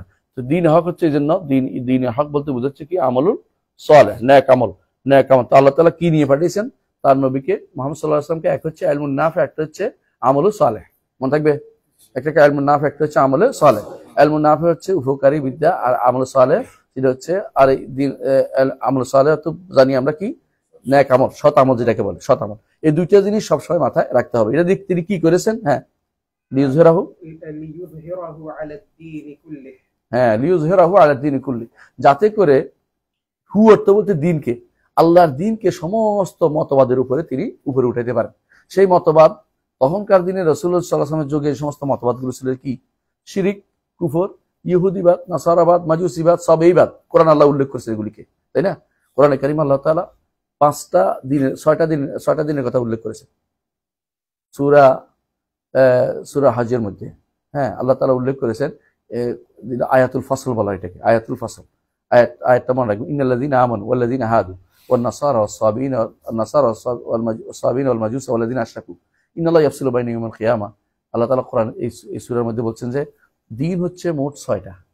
এর মধ্যে প্রথম হচ্ছে ঈমানদাররা, তারপরে ইহুদিরা, তারপরে নাসারা, তারপরে সাবিরা, তারপরে মাজুসরা। এরপরে আল্লাহ তাআলা সবগুলো একসাথে করে দিয়েছে, একটা করে দিয়েছে ওয়াল্লাযীনা আশরাকু, আর বাকিগুলো সে একসাথে করেছে না, বলি শিরিককারী। বুঝছেন কথাটা? তাহলে কয়টা দিন বলছে? 6টা দিন। এই সমস্ত দিন, এর বাইরে যত মতবাদ যুগ যুগ ধরে আসবে এখন এগুলি সবইটা অন্তর্ভুক্ত। এগুলির উপরে আল্লাহ তাআলা ইসলামকে উঠানোর জন্য আল্লাহ তাআলা তার নবীকে পাঠিয়েছেন। অর্থাৎ কেউ যদি বলে যে, আমি বোঝানোর জন্য বলতেছি, আবার কারো তর্ক, আপনারা অনেকের বিশ্বাস কিরকম আমি জানি না, কিন্তু সত্য কথা এটাই যে আপনি ইসলামকে পরিপূর্ণ বিশ্বাস করতে হবে, যে ইসলামের উপরে কোনো কিছু হতে পারে না। দ্বিতীয় হচ্ছে যে ইসলামের সাথে অন্যগুলি সাংঘর্ষিক বিশ্বাস করতে হবে। আপনি যদি বলেন যে ইসলামও চলে, আমার সমাজতন্ত্র চলবে, না, হবে না, এটা ভুল কথা, এটা চলতে পারে। ইসলামও চলে, গণতন্ত্র চলে, এটাও ঠিক না, এটাও ভুল। ইসলামও চলে, আবার ওই সেকুলারিজমও চলে, এটাও চলবে না। আর ইসলামও চলে, এগুলি চলে না। কারণ আসলে কি, কারণ সমস্ত মতবাদের উপরে, সমস্ত দিন এবং মতবাদের উপরে এটাকে আল্লাহ তাআলা ইসলামকে উপরে ওঠানোর জন্য তার নবীকে পাঠিয়েছেন। এবার আপনি যদি মুসলিম হয়ে থাকেন, আপনাকে অবশ্যই এগুলিকে ডিলেট করে, অন্তরকে খালেজ করে আল্লাহর জন্য ফিরে আসতে হবে। অন্য কোনো মতবাদ কোনোভাবে আপনার অন্তরে রেখে দিতে পারবেন না। রাখলে যতটুকু রাখবেন ততটুকু কুফর এবং নিফাক আপনার ভিতরে ঢুকে আছে। যদি কোনোদিন মনে আসে যে ওইগুলি এটা সমান্তরাল, তাহলে আপনি কাফের হয়ে গেছেন। যদি মনে করেন যে ইসলাম এখন বর্তমান সমস্যার সমাধান করতে অক্ষম, তাহলে আপনি কাফের হয়ে যাবেন। তাহলে আল্লাহ তাআলা যে কারণে তার নবীকে পাঠিয়েছেন, এটা হচ্ছে সমস্ত ইহুদি, নাসরানি, যত রকম দিন মতবাদ আছে সবগুলোর উপরে ইসলামকে উপরে উঠানোর জন্য, দিনকে ইসলাম উপরে উঠানোর জন্য, তাকে গালেব করার জন্য, জয়ী করার জন্য তিনি পাঠিয়েছেন। হ্যাঁ, ওয়া কাফা বিল্লাহি শাহীদা অর্থ যে আল্লাহ তাআলা কিসের উপর সাক্ষ্য? তিনি আল্লাহ তাআলা সাক্ষী হিসেবে যথেষ্ট। কিসের উপরে? যে আপনি সত্য নবী, এটু অর্থ করতে হবে সাথে। আল্লাহ তাআলা সাক্ষী হিসেবে, কিসের সাক্ষী? অর্থাৎ আপনি যে সত্য নবী, হে নবী মুহাম্মদ সাল্লাল্লাহু আলাইহি ওয়াসাল্লাম, আপনি যে সত্য নবী, আল্লাহ সাক্ষী হিসেবে যথেষ্ট। আল্লাহ তাআলা আরো এই যথেষ্ট সাক্ষী হিসেবে এটা যে আল্লাহ আপনাকে সাহায্য করবেন, আপনার দ্বীনকেও সাহায্য করবেন। আল্লাহ তাআলা তাই করেছেন। ওই আয়াত অনুসারে সম্পূর্ণরূপে আমরা সেটার ব্যাখ্যা পেয়েছি। কেমন? আলহামদুলিল্লাহ। وأشهد أن لا إله إلا الله وحده لا شريك له إقرارا به وتوحيدا। আচ্ছা, আশহাদু আল্লা ইলাহা ইল্লাল্লাহ, আমরা সাক্ষ্য দিচ্ছি যে আল্লাহ ব্যতীত মাবুদ, সত্য লাগবে এখানে কথা একটা, আল্লাহ ব্যতীত সত্য কোনো উপাস্য নেই। উপাসনা কি জিনিস এটা একটু জানা দরকার আমাদের। উপাসনা কি জিনিস? ইবাদত কি জিনিস? ইবাদত কাকে বলে? ইবাদত কিসে হয় এবং কিভাবে হয়, কি দিয়ে হয় এবং কিভাবে হয়, দুইটা জিনিস মনে রাখতে হবে। যে কোনো জিনিস, ধরে যে কোনো জিনিস, বিল্ডিং যদি কোনো বিল্ডিং এর পরিচয় যদি জানা হয়, তাহলে কি দিয়া হয়, কিভাবে হয়। বিল্ডিং কি দিয়া হয়? এই চুন, সিমেন্ট, বালু দিয়া। কিভাবে হয়? মেস্তরি এইভাবে বানায়, ঠিক না? দুইটা জিনিস থাকে, প্রত্যেকটা জিনিসের দুইটা সাইড হয়। ঠিক ইবাদতের দুইটা সাইড আছে, এটা কি দিয়া হয় এবং কিভাবে হয়, বুঝছেন কিনা? কি দিয়া হয় ইবাদত? ইবাদত হয় কি দিয়া? ভালোবাসা, পরিপূর্ণ ভালোবাসা, এবং না কি দিয়া না, এটা কিভাবে হয়? পরিপূর্ণ ভালোবাসা, পরিপূর্ণ বিনয় দিয়ে হয়। অর্থাৎ আপনি যখন ইবাদত করবেন পরিপূর্ণ ভালোবাসা এবং বিনয় দিয়ে আপনাকে আলহামদুলিল্লাহ রাব্বিল আলামিন করতে হবে। হ্যাঁ, আল্লাহু আকবার যখন বলবেন বিনয় এবং ভালোবাসা থাকতে হবে। এটা হলে হবে না। আল্লাহু আকবার সামিআল্লাহু লিমান হামিদা রব্বানা লাকাল হামদ, কিছু কিছু মানুষ দেখেন না তৈরি করতেছে এখন, এবং এটা নাম শুনেছেন আপনারা? হ্যাঁ, জোরে জোরে। হ্যাঁ, না এটা করতেছে, হিজবুত তাওহীদ নামে একটা বের হয়েছে। এরা মনে করছে সালাত হচ্ছে ট্রেনিং এর নাম। সালাত আর্মি ট্রেনিং দেখাচ্ছে। আমি নিজে ছবি দেখছি, আমি আশ্চর্য হয়েছি। আমি তো দেখি নাই, ওই যে ফেসবুকে দেখছি যে এরা এরকম করতেছে এরকম করতেছে। আমি কি এটা কোন ধরনের কথা? কারণ তারা ইবাদত বুঝে নাই। ইবাদত হতে হলে দুইটা জিনিস অবশ্যই লাগবে, আল্লাহর জন্য পরিপূর্ণ ভালোবাসা এবং পরিপূর্ণ বিনয়। এই দুইটা যতক্ষণ পর্যন্ত একত্রিত না হবে আপনার সালাত আল্লাহ গ্রহণ করবেন না। কারণ আপনি যদি কোনো দাঁড়াইছেন কি জন্য, যে আমি একজন আমাকে বলছিল যে সালাতের মধ্যে খুব ভালো এক্সারসাইজ আছে, তাহলে আপনার ভালোবাসাও নাই বিনয় নাই। আপনি এই উদ্দেশ্য কিন্তু আল্লাহর ইবাদতের জন্য আপনি তাহলে বসেন। ইবাদত হচ্ছে ভালোবাসা এবং বিনয় পরিপূর্ণভাবে থাকতে হবে আল্লাহর জন্য। যদি এর কোনো একটা অন্য কাউকে দেন, ইবাদত হতে হলে দুইটাই লাগবে, পরিপূর্ণ ভালোবাসা পরিপূর্ণ বিনয়। কিন্তু এর কোনো একটা দুইটার একটা যদি অন্য কাউকে দেন তো শিরিক হবে। কিন্তু শিরিক হইতে এত কিছু লাগে না, ইবাদত হতে হলে দুইটাই লাগে। আপনি এটা বুঝাই বলি, অজু হইতে হলে 4টা জিনিস লাগে, তাই না? কমপক্ষে যারা হানাফি মাযহাব অনুসারে বলছি আর কি, অন্য মাযহাব তার বেশি লাগে। 4টা তো লাগবে, 6টা লাগে, কারো কাছে 7টাও লাগে। তো আমার কাছে 11টাও আছে। কেন আমি এই মাসালা পড়াইতে যান তো হোক, যাই হোক, কিন্তু 4-এর নিচে তো নাই। কেউ যদি বলে 3টা করছি একটা করবো না, তাহলে অজু হবে না তো বন্ধ হয়নি। হ্যাঁ, অজু হয় না কিন্তু অজু হয় না, অজু হবে না বন্ধ হয় না, কিন্তু বুঝছেন তো কথাটা? তো একজন মানুষ তার যদি আল্লাহর ইবাদত না করে, যে ভালোবাসা বিনয় দেয় নাই, আল্লাহকে দেয় না, অন্য কাউকে একটা দিছে, যে পরিপূর্ণ ভালোবাসা দিছে বিনয় দেয় নাই, তাহলে অথবা বিনয় দিছে ভালোবাসা দেয় নাই, কথার কথা, তাহলে সেই ব্যক্তি কিন্তু অবশ্যই শিরিক করছে। কথা বুঝছেন তো? এই জন্য একজন মানুষ তার কোনো টাকারও ভালোবাসে, টাকার জন্য বিনয় প্রকাশ করে, এমন বিনয় যেটা আল্লাহর জন্য করা দরকার। এখন আপনি চিন্তা করেন, সালাতের মধ্যে যে বিনয়টা আল্লাহর জন্য আপনি করেন, টাকা পাওয়ার জন্য, চাকরি পাওয়ার জন্য, এই বিনয় আপনি এর চেয়ে বেশি বিনয় করেন কিনা একটু চিন্তা ভাবনা করে দেখেন। আমরা বলবো না। এই জন্য রাসূলুল্লাহ সাল্লাল্লাহু আলাইহি ওয়াসাল্লাম যেটা বলেছেন, তাহলে আব্দুদ দিনার, কখনো কখনো দিনারের দাস হয় মানুষ, টাকার দাস হয়, কখনো কখনো পয়সার দাস হয়, কখনো কখনো কাপড়ের দাস হয়, চাদরের দাস হয়, কখনো কখনো সম্মানের দাস হয়ে যায়। সম্মান পাওয়ার জন্য তারে যেমনি পাওয়া যায় এমনি তারে ধরে, চাকরি পাওয়ার জন্য ধরে, অথবা পদ পদবি পাওয়ার জন্য ধরতে থাকে। এমনকি আল্লাহর কাছে এই বিনয় তার আসে না, ওর কাছে যত বিনয় তার হয়। বুঝছেন কিনা? অনেকে বলে যে নাস্তিকরা, দেখবেন নাস্তিকরা কারো ইবাদত করে না, এটা মিথ্যা কথা। নাস্তিকরা দেখবেন যে লেনিনের সামনে কি করতেছে, চোখের পানি ফেলতেছে, মাও সত্যের সামনে চোখের পানি ফেলতেছে। ওরা কিন্তু যতই বলেন এরা যে বিনয় প্রকাশ করে না, তা নয়। এই বিনয়টা হচ্ছে ইবাদত কিভাবে হয়, ইবাদত কিভাবে হয়, বুঝছেন তো? ভাবটা আপনার হয় পরিপূর্ণ ভালোবাসা, পরিপূর্ণ বিনয়টা আল্লাহর জন্য হবে। এটা যদি কোনো একটা অংশ বা পুরোটাই যদি আল্লাহ ছাড়া অন্য কারোর জন্য দেওয়া হয়, কি হবে? শিরিক হয়ে যাবে। আচ্ছা, আরেকটা হচ্ছে কি দিয়া হয়, কি দিয়া হয় ইবাদত? ইবাদত হয়, আর ইবনে তাইমিয়া রাহমাতুল্লাহ নিজে জানা ব্যাখ্যা করেছেন, ইবাদত হয় একটা হচ্ছে ইসমুল জামিউ লিকুল্লি মা ইউহিব্বুল্লাহু ওয়া ইয়ারদা মিনাল আকওয়াল ওয়াল আমাল সালিহা আয-যাহিরা ওয়াল বাতিনা। অর্থাৎ পরিপূর্ণ এই ইবাদত হয় এমন প্রতিটি কথা ও কাজ, প্রতিটি কথা ও কাজ, প্রকাশ্য অপ্রকাশ্য, এমন প্রতিটি প্রকাশ্য অপ্রকাশ্য কথা ও কাজ যা আল্লাহ ভালোবাসেন এবং পছন্দ করেন। বুঝছেন কিনা কথাটা? কেমনে বুঝবেন? কোরআন এবং সুন্নাহর মধ্যে ইবাদত এটাকে করতে বলা হয়েছে। আল্লাহ ভালোবাসেন বলেই তো করতে বলছেন, আল্লাহ পছন্দ করে বলতেন তো করতে বলছেন। যেমন ধরেন সালাত, প্রকাশ্য না অপ্রকাশ্য? প্রকাশ্য। আল্লাহ করতে বলছেন, করেন। তাহলে এইটা দিয়ে ইবাদত করতে হবে, এইটা দিয়ে ইবাদত করতে হবে, তাই তো? আচ্ছা ধরেন ভালো আল্লাহকে ভয় করা, প্রকাশ্য না অপ্রকাশ্য? অপ্রকাশ্য। কিন্তু কইছে কিনা? আল্লাহ তাআলা বলছে কিনা, ফালা তাখাফু মুখাফুনি, তাদেরকে ভয় করো না, কাফেরদের ভয় করো, আমাকে ভয় করো। আল্লাহ বলছে কিনা? আমাকে ভয় করো। ফালা তাখশাউ ওয়াখশাউনি, তাদের ব্যাপারে আশঙ্কা করো, আমার ব্যাপারে ভয়ের আশঙ্কা করো যে আমি তোমাদেরকে জাহান্নামে দিতে পারি। আল্লাহ বলছে কিনা? তো এখন খাসিয়া কার জন্য হবে? আল্লাহ, খাওয়াব আল্লাহর জন্য। তাহলে বোঝা যাচ্ছে প্রত্যেকটা আশা কার কাছে করতে হবে? আল্লাহর কাছে করতে হবে। অন্য কারো কাছে অতিরিক্ত আশা করলে কি হবে? শিরক হয়ে যাবে। তো বোঝা যাচ্ছে যেই জিনিসটা প্রকাশ্য অপ্রকাশ্য, আল্লাহ ভালোবাসা এবং পছন্দ, এমন কথা ও কাজ, কথা হতে পারে, এটা কাজও হতে পারে, এটা যদি আল্লাহর জন্য হয় তাহলে এটা হবে কি? ইবাদত। তাহলে ইবাদত আমরা বুঝছি কিনা? কিভাবে হয় এবং কি দিয়া হয়, দুইটাই আল্লাহর জন্য হতে হবে, তাহলে ইবাদত হবে। এর কোনো একটা সাইড বাদ গেলে এটা আল্লাহর জন্য হবে না। ধরুন আপনার পরিপূর্ণ ভালোবাসা একদম বিনয় দিয়েই আপনি হাত একটা রোদের মধ্যে উঠে রাখলেন 1 ঘন্টা, ইবাদত হইব? কারণ ওই দ্বিতীয়টা পাওয়া যায় নাই, বিল্ডিং বানানোর মতো, বুঝেন না? বিল্ডিং বানানোর জন্য আপনি কিভাবে বানাইতে আপনি সব জানেন, কিন্তু সিমেন্ট আনলেন না, বালি আনলেন না, হ্যাঁ হ্যাঁ, আর রড আনলেন না, বিল্ডিং হয়ে যাবে? হবে না। এই জন্য কিভাবে হয়, কি দিয়ে হয়, এটা আবাদতের জন্য একটা গুরুত্বপূর্ণ জিনিস। আবাদত একমাত্র আল্লাহর জন্য যদি কোনো না করা হয় তাহলে সেটা এই শিরিক হয়ে যায়। এই জন্য আপনার আবাদতটা কাকে বলে এটা শিখলে আপনি অনেক কিছু দেখবেন যে দুনিয়ার মানুষ প্রবৃত্তির আবাদ করে, কেউ প্রবৃত্তির আবাদ করে, মনে যা চায় তা করে, কেউ কেউ স্বামীর আবাদ করে, কেউ স্ত্রীর আবাদ করে, কেউ ফুটবলের আবাদ করে, করতেছে দুনিয়াতে। এখন কেউ কেউ এই পোশাকের আবাদ করতেছে, যারা আজ পোশাকের পিছনে দৌড়াচ্ছে সারা দুনিয়াতে, এদের অধিকাংশ দেখবেন যে মহিলাদের অনেকেই এই বিভিন্ন রকমের নতুন নতুন এটা আসতে ওটার পিছনে আবাদ লেগে আছে তার অন্তরের সাথে, অর্থাৎ তার অন্তর আল্লাহর চেয়ে বেশি ওগুলিকে ভালোবাসতেছে। এরা কিন্তু আল্লাহর আবাদত চেয়ে অন্যদেরকে বেশি ভালোবাসে। আবাদত এইটার নামই সবচেয়ে বেশি বিনয় এবং ভালোবাসা যাতে একত্রিত হয় এবং এইটাই আবাদত হয়ে যায়।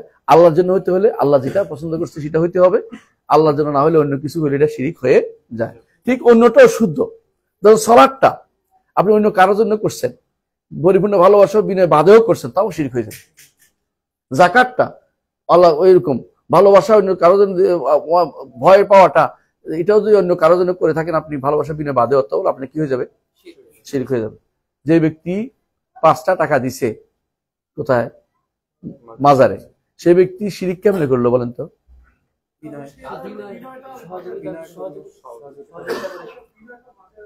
বিনয় না দিলেও দিতে পারে, ভয় দিতে পারে, ভয়, বিনয় না, এটা ভয় করছে। এই ভয়টা কার জন্য হওয়া দরকার? আল্লাহ দরকার। শুধু ভয় করছে কিন্তু বিনয় রাখে না, এখানে ভালোবাসা আসে নাই। সে ভয় করছে কি আমার গাড়ি উঠে দিতে পারে, এজেন্ট বলে না, এই 10 টাকা দিয়ে আস, ড্রাইভার বলে 10 টাকা দিয়ে আস, মনে করে যে এক্ষুনি উঠে দিবে গাড়িটা, ভয়ে ভয় করছে। এই ভয়টা তারে শিরকি ভিতরে লিপ্ত করে দিয়েছে, যদিও এখানে কি নাই, পরিপূর্ণ ভালোবাসা তার নাই। সুতরাং বোঝা যাচ্ছে যে ভয়টা আল্লাহর জন্য কথা, এটা তো আবাদত। কি আবাদত? এটা কি দিয়ে আবাদ করতে হয়? ভয় দিয়ে আবাদ আল্লাহ করতে হয়, এবং এটা করতে হয়, এটা একটা অপ্রকাশ্য আবাদত, তাই না? এইটাকেও আল্লাহর জন্য করতে হয়। তাহলে শিরিকের জায়গাটা অনেক ব্যাপক, যেটা আমরা কোনোদিন আলোচনা আসতে বলবো, কিন্তু আবাদতের জায়গাটা মানে তাওহীদের জায়গাটা হইতে হলে অনেকগুলো শর্ত লাগে, অনেকগুলো শর্ত লাগে। আশা বুঝছেন কথাটা? জি পড়েন। وأشهد أن محمدا عبده ورسوله صلى الله عليه وسلم تسليما। তাহলে ওয়াহদাহু আশহাদু আল্লা ইলাহা ইল্লাল্লাহ আমরা পড়ছি না, লা মাবুদু বিহাক্কি ইল্লাল্লাহ, তাই না? ওয়াহদাহু, ওয়াহদাহু তাকিদ। ওয়াহদাহু অর্থ আমাদের দেশে অনুবাদ করে লা ইলাহা ইল্লাল্লাহ, ওয়াহদাহু অর্থ কি? তিনি এক না, এটাও ভুল। ওয়াহদাহুটা হচ্ছে তাকিদ। তাকিদ বুঝেন কিনা? একমাত্র আল্লাহ ব্যতীত কোন সত্যি, এটা অর্থ এটা এইভাবে। তিনি একক আলাদা নাই, হুয়া ওয়াহিদুন তো বলে নাই, হুয়া আহাদুন বলে নাই, তিনি একক আলাদা করতে পারবেন না। এটা হচ্ছে এই অনুবাদটা ভুল করে অধিকাংশ কোরআনের মধ্যে, অনুবাদের ভুলটা আছে। এটা অনেক জিজ্ঞাসা করে ভালো করে তাদেরকে বলবেন যে লা ইলাহা ইল্লাল্লাহু ওয়াহদাহু, এটা আল্লাহ তাআলার, যে তিনি আল্লাহ তাআলা সম্পর্কে বলা হচ্ছে, বুঝছেন কথাটা? যে তিনি একক এটা নয়, একমাত্র আল্লাহ সম্পর্কে বলা হচ্ছে, তিনি একক আলাদা বলা হচ্ছে না। কথা বুঝছেন? একমাত্র আল্লাহ ছাড়া সত্য কোনো মাবুদ নেই, এটা অনুবাদিত। একমাত্রটা থাকতে হবে, ওই তিনি একক বলা যাবে না, ওই তো বাড়তি কথা নাই। দেখো তো হুয়া আহাদুন, হুয়া ওয়াহিদুন কোনোটাই বলা হয়নি। তো অনুবাদটা এখানে মারাত্মক ভুল আছে। এটা অধিকাংশ তাফসীরের মধ্যে, অনুবাদের মধ্যে, বাংলা অনুবাদে এই ভুলটা আছে। যারা এটা হয়তো খেয়াল করে না আমাদের ভাইরা, বেশি বললে তো রাগ করবেন, এই জন্য বলতে চাচ্ছি না। তো এরপর হচ্ছে লা শারীকা লাহু, লা শারীকা লাহু, এটা কিসের? এটা হচ্ছে লায়ের আরো তাকিদ দিচ্ছে যে তার কোনো শরীক নাই, আল্লাহর কোনো শরীক নেই। হ্যাঁ, একটার পর একটা তাকিদ দিচ্ছে, কেন? তাওহীদের গুরুত্ব বোঝানোর জন্য।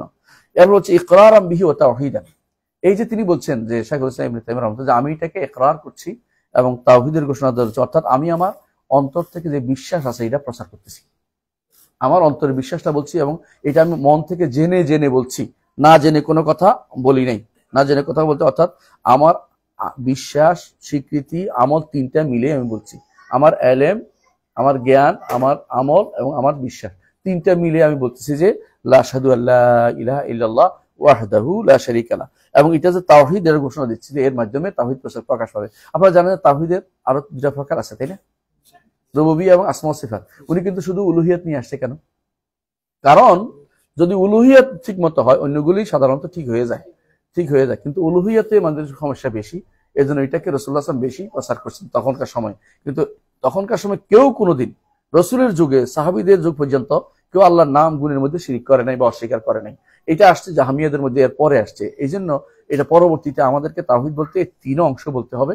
আগে বলতো কেন তাওহীদুল উলুহিয়ার কথা কেন বলতো? কারণ তখন অন্য জায়গাতে শিরিক হয় না, সমস্যা ছিল না। সমস্যা যখন আসে তখনই আলেমরা বই লেখে। সমস্যা না হলে আমাদের বই লেখার দরকার ছিল না, কোরআন সুন্নাহ যথেষ্ট ছিল। সমস্যা আসছে তখনই বই লেখা আরম্ভ হয়েছে। সর্বপ্রথম তাকদীর উপর বই লিখছেন, এই জন্য যারা লিখেছেন তাদের মধ্যে একজন হচ্ছে ইমাম আবু হানিফা রহমতুল্লাহ। খুঁজে পাওয়া যায়নি তার বইটা, কিন্তু এনার ছাত্র, ওনাদের ছাত্র ইমাম মালিকের ছাত্র আব্দুল্লাহ ইবনে ওহাব, তিনি বই লিখেছেন তাকদীর উপরে। আগে লেখেন নাই কেন? আগে দরকার হয়নি, আগে দরকার হয়। মানুষ সুন্নাহ বললে হাদিস বললে মেনে নিত। পরে তারা আলাদা বই লিখছেন যে কোরআনে আসছে, হাদিসে আসছে, ইমামরা বলেছে, এগুলো লিখে তারা মানুষকে আবার বুঝাতে চেষ্টা করেছে। এই জন্য বই লিখতে হয়েছে। অনেকে বলে বই এত লেখা কেন? বই লেখে আপনাকে বোঝানোর জন্য। যাদের সমস্যা না থাকতো আমরা তো বই লেখার দরকার হতো। ধরেন এখন এলজিবিটি কিউ, আমরা বুঝার জন্য বলতেছি। এলজিবিটি কিউ আজ থেকে 10 বছর আগে কিটা ছিল না, হয়তো আমরা জানতাম না, হয়তো আমাদের জানা এত ছিল না, মানুষে এত বেশি প্রচার প্রসারও পাইতো না। তো এই জন্য এটার উপরে বই লেখার দরকার হয়নি, কিন্তু এখন তো এটা লিখতে হবে, কারণ মানুষকে বুঝাইতে হবে, এটা ভয়াবহতা জানাতে হবে। ঠিক যখনই সমস্যা আছে তখন সমস্যার সমাধানে বই লিখতে হয়। এই জন্য যেখানে যখন যেটা দরকার সেখানে সেটা লিখতে হবে, সেটাকে কোনোভাবেই নো করা যাবে না। আরেকটু বলি, যেমন ইমামরা কখনো এর আগে বলতেন না যে আল্লাহ তাআলা কোথায় বলতেন যে হুয়া ফাওকাল আরশে বাইনুম মিন খালকিহি, আল্লাহ তাআলা আরশের উপরে, সৃষ্টির আরশের উপরে এবং সৃষ্টির উপরে, সৃষ্টি থেকে আলাদা। এই কথাটা ইমাম আহমদ ইবনে হাম্বল বা পরবর্তীরা বলছে। আগে বলেন নাই কেন? আগে এই সমস্যা আসে সবাই বুঝতো যে আল্লাহ কোথায়, আরশের উপরে আলাদা, এটা সবাই বিশ্বাস করতো। কিন্তু যখন এই সমস্যাটা আসছে যে এদের মধ্যে কেউ কেউ মনে করতেছে আল্লাহ ভিতরে, তখনই আল্লাহ ইমামরা জোর করে এটা বললেন যে বা ইনুমিন খালকি বলতে হবে, যে সৃষ্টি থেকে আলাদা, সৃষ্টি থেকে তিনি আলাদা। কারণ সৃষ্টি থেকে আলাদা না বললে এখন আর এই চুপ থাকার কোনো সুযোগ নাই। এখন এই জন্য আহমদ ইবনে হাম্বল তখন যদি কেউ বলতো যে আল কোরআনু কালামুল্লাহ, বলতে এরপরে বলো কোরআন আল্লাহর কালাম, এরপরে বলো, বলবো না, বলছে এটা বেদাতি। আর তার উদ্দেশ্য এখন এইটা চুপ থাকার জায়গা নয়। এখন মানুষ মনে করতেছে কি? এখন মানুষ মনে করতেছে কোরআন সৃষ্ট, তোমাকে বলতে হবে গায়রে মাখলুক, কথাটা বলতে হবে। তাহলে যখন সমস্যা তৈরি হয়, সমস্যাকে বন্ধ করার জন্য কিছু শব্দ সলভে সাইলেন্স যুক্ত করতেন, সমস্যাকে বন্ধ করার জন্য, যাতে ভুল আকীদা প্রসার না পেয়ে যায়। এইটা তখন বেদাত বলা হবে না, এটা হলো মাসালে মুরসালা। এটা বলা হয় যে মুক্তাদি, মানে দাবি করতেছে, এটা শুধু মাসলাহাত এটা নয়, এটা দাবি করতেছে, এটা ওয়াজিবও হয়ে যায় কখনো কখনো, এটা বলা তখন ওয়াজিব হয়ে যায়। কথা বুঝতে পারছি? তাহলে বোঝা যাচ্ছে যে কখনো কখনো প্রয়োজনে সেটা বলতে হয়। তো এইখানে তিনি কি জন্য এটা বলেছেন? কারণ এটা আমাদের সব সময় যে আমাদের যে সাধারণভাবে তাওহীদের ঘোষণা যখন আসে তখন আমরা বলি আশহাদু আল্লা ইলাহা ইল্লাল্লাহ ওয়া আশহাদু আন্না মুহাম্মাদান, সেজন্য তিনি এটাকে উল্লেখ করেছেন যে ওয়া আশহাদু আল্লা ইলাহা ইল্লাল্লাহু ওয়াহদাহু লা শারীকা লাহ।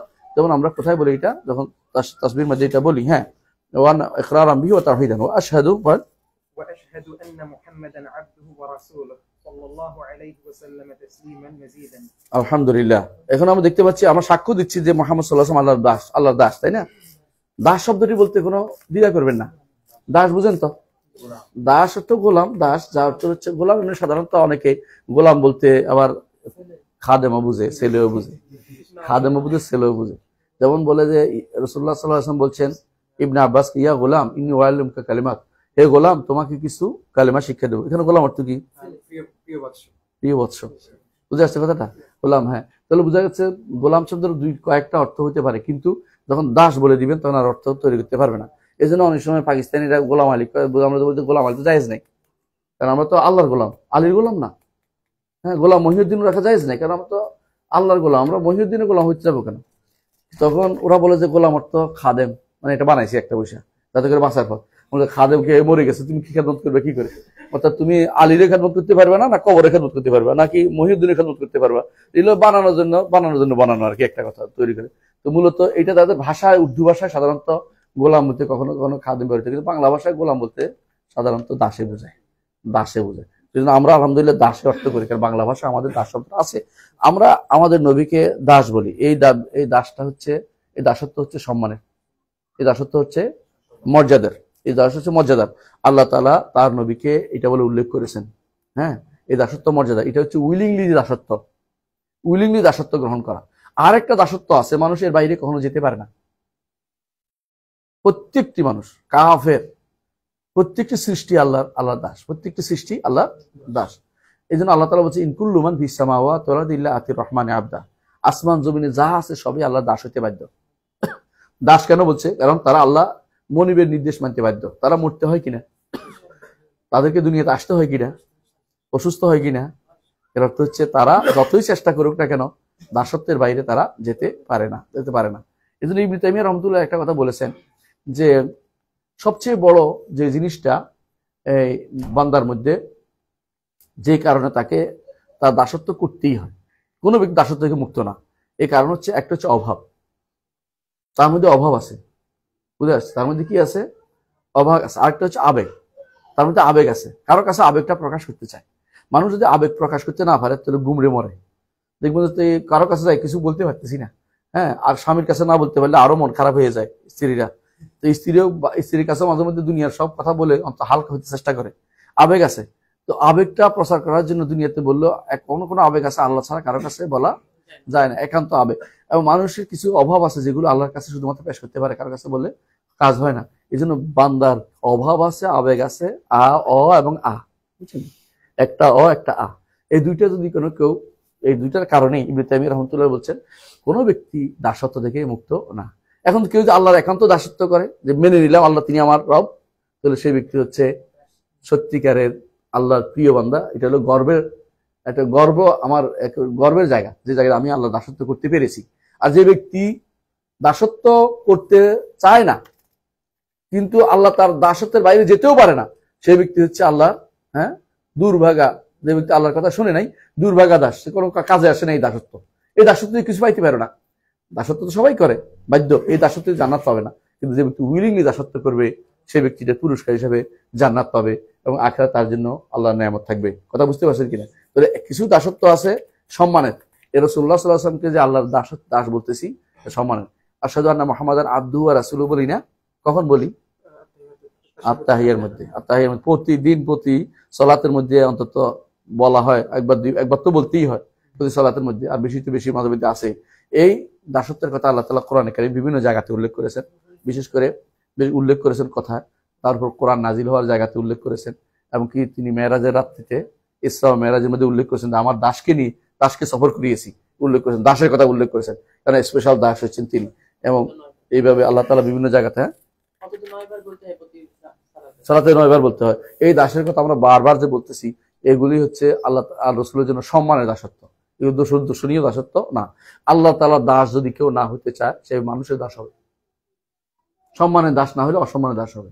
কারণ সে দাসত্ব করতে বাধ্য, কারণ সে স্বয়ং সম্পূর্ণ না। ওয়াসাল্লাল্লাহু আলা সাল্লাল্লাহু আলাইহি ওয়া সাল্লাম তাসলিমান মাজিদান। সাল্লাল্লাহু কি আল্লাহর সালাত কি আহসানতা, উপরস্থ জগতে আল্লাহ প্রশংসা করা। সাল্লাল্লাহু আলাইহি অর্থ কি আল্লাহ আপনি উপরে যারা আছে ফেরেশতা তাদের কাছে আমাদের নবীর প্রশংসা করুন। আপনি দোয়া করতেছেন এটা। আর আমরা কি করি? অর্থ কি করি? অধিকাংশ অর্থ দুরুদ। আল্লাহ দুরুদ শব্দের অর্থ কিন্তু আপনি খুঁজে পাবেন না কোথাও। দুরুদ অর্থ আসলে রহমত, এটা ওই ফার্সি ভাষায় আছে, কিন্তু আল্লাহ আপনি রহমত দেন এটা নয়, এখানে হচ্ছে আল্লাহ প্রশংসা করেন। এই তাফসীর কোথায় আছে? ইমাম বুখারী রাহমাতুল্লাহ আলাইহি, ইবনে কাসিরও আছে, কিন্তু ইমাম বুখারী রাহমাতুল্লাহ উল্লেখ করেছেন প্রথমে, সেটা তিনি বলছেন আবুল আলিয়া রুফাই ইবনে মেহরান আর-রিয়াহি, তিনি বলছেন যে as-salatu মিনাল্লাহি সানা ফিল মালাকুতিল আলা, নবীর জন্য উপরে যারা আছে ফেরেশতাদের কাছে নবীর প্রশংসা করা। আপনি যদি কোনো নবীর উপরে একবার প্রশংসা করার দোয়া করেন আল্লাহর কাছে, আল্লাহ আমাদের নবীর জন্য আপনি সালাত পেশ করেন, অর্থাৎ আপনি আমার নবীর জন্য প্রশংসা করেন, আল্লাহ 10 বার আপনার কথা আলোচনা করেন।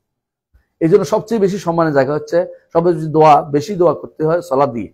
এবং এই জন্য রাসূলুল্লাহ সাল্লাল্লাহু আলাইহি ওয়াসাল্লামের কাছে এক সাহাবী যখন বললেন, ইয়া রাসূলুল্লাহ আমি আপনার কত সালাত পড়বো, আপনার জন্য কতটুকু? বলছে পড়তে পারো যতটুকু পারো। বলে অর্ধেক? বলে পুরা। বলে তাহলে আমি আর কিছু করবো না। তোমার চিন্তা করার দরকার নেই। তাহলে অর্থাৎ যত দোয়ার মধ্যে এটা বিশাল দোয়া, রাসূলের উপর বেশি বেশি করে দুরূদ পাঠ করা। কারণ আপনি যত বেশি দুরূদ বলতে সালাত পাঠ করা, কেন এটা যত বেশি পড়বেন তত আল্লাহ আপনার কথা স্মরণ করে। ফাযকুরুনি আযকুরুকুম, আমাকে স্মরণ করো আমি তোমাদেরকে স্মরণ করব। সাধারণভাবে যখনই আপনি স্মরণ করেন, একটা হামদ করলো সেটা কোথায় চলে যায়? আরশের সামনে চলে যায়, আর এইটা যদি হয় 10 বার আল্লাহ এইটা ফেরেশতাদের সাথে আপনার কথা আলোচনা করেন। সাল্লাল্লাহু আলাইহি ওয়াসাল্লাম। আমরা বেশি বেশি এটা বলি। সর্বোচ্চ সালাতের মধ্যে সাল্লাল্লাহু আলাইহি ওয়াসাল্লাম তো সবচেয়ে ছোট।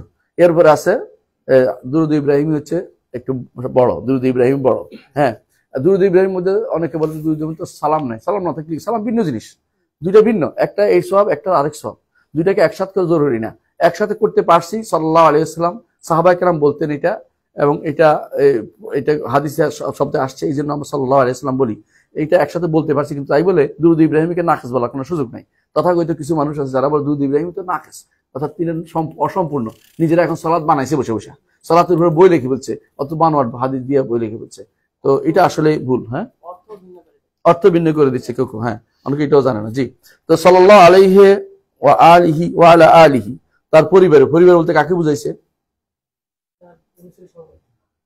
আহসানতা, তার অনুসারী সবাই, এটা অর্থ।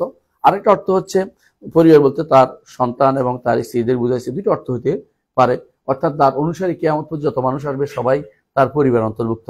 এই জন্য যারাই আমরা সাধারণ হিসাবে সবাই আমরা যদি কোনো দোয়া করি, আমরা এই যে শেষ বৈঠকে দোয়া করি না, যে আমরা ঘুরে ফিরে দোয়াটা আমাদের উপর দিয়ে ফিরে আসে।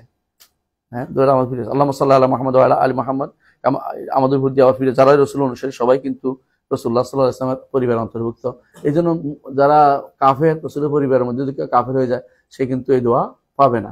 সাল্লাল্লাহু আলাইহি ওয়াসাল্লাম, আল্লাহুম্মা সাল্লি আলা মুহাম্মাদ ওয়া আলা কামা সাল্লাইতা আলা ইব্রাহিম আলা, শেষে কিন্তু আবার নিজের উপরও আছে, অর্থাৎ দোয়া বারবার আপনার উপরে ফিরে আসতেছে। তাহলে বোঝা গেল যে আল বলতে রাসূলের পরিবার যেমন উদ্দেশ্য, তার স্ত্রীর উদ্দেশ্য, তেমনি ভাবে যারাই রাসূলুল্লাহ সাল্লাল্লাহু আলাইহি ওয়াসাল্লামের একনিষ্ঠ অনুসারী তারাও এর অন্তর্ভুক্ত হবে, তারাও এই দোয়ার ভিতরে শামিল হবে।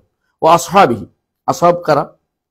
রাসূলুল্লাহ সাল্লাল্লাহু আলাইহি ওয়াসাল্লামের সাথীরা, যারা রাসূলুল্লাহ সাল্লাল্লাহু আলাইহি ওয়াসাল্লামকে ঈমান সহ দেখে ঈমান এনেছে, এক মুহূর্তের জন্য তিনি সাহাবী, এক মুহূর্তের জন্য তিনি সাহাবী।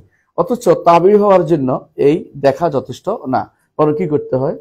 বর্ণনা করতে হয়, পার্থক্য বিশাল, বর্ণনা করতে হয় না, তাবী হওয়া যায় না। এই জন্য ইমাম আবু হানিফা রাহমাতুল্লাহ আলাইহি যারা তাবী বলেন, তারা বলে যে তিনি হাদিস বর্ণনা করছেন, কিন্তু একটা হাদিসের সহিহ সনদ দিয়ে সাব্যস্ত হয়নি, এই জন্য তাকে তাবী বলার এই সুযোগটা আসছে না। কিন্তু তারা বলে দেখছেন, দেখলে কোনো বর্ণনা আসে দেখছেন, দেখলে মানলাম, যেহেতু উনি 80 হিজরিতে তার জন্ম, তখনও সাহাবীরা প্রচুর পরিমাণে ছিলেন, সুতরাং তিনি দেখতেই পারেন। 80 থেকে 100 সাহাবায়ে কেরাম সর্বশেষ মারা গেছে 110-এ, এর অর্থ হচ্ছে তিনি দেখতেই পারেন, অসম্ভব কিছু না। কিন্তু রেওয়ায়াত সাব্যস্ত না হিসাবে তাবী হওয়াটা সুদূর প্রসারী। তারপরে কেউ যদি বলে জোর করে আমাদের মারামারি করতে রাজি নেই, যাই হচ্ছে তা বলুক, আমাদের কিছু আসে না। কিন্তু আসলে নিয়মে, মুহাদ্দিসদের নিয়মে তাবী হতে হলে সাহাবী থেকে বর্ণনা থাকতে হবে। কিন্তু সাহাবী হওয়ার জন্য দেখাই যথেষ্ট। যে ব্যক্তি ক্ষণিকের জন্য মুহাম্মদ রাসূলুল্লাহ সাল্লাল্লাহু আলাইহি ওয়াসাল্লামকে ঈমান সহ দেখেছে, সেই ব্যক্তি দুনিয়ার অন্যান্য সকল মানুষ চেয়ে, সাহাবী ছাড়া অন্য সকল মানুষের চেয়ে শ্রেষ্ঠ। উমর ইবনে আব্দুল আজিজ রাহমাতুল্লাহ আলাইহি, এই জন্য মুআবিয়া রাদিয়াল্লাহু আনহু তাদের সবার থেকে শ্রেষ্ঠ।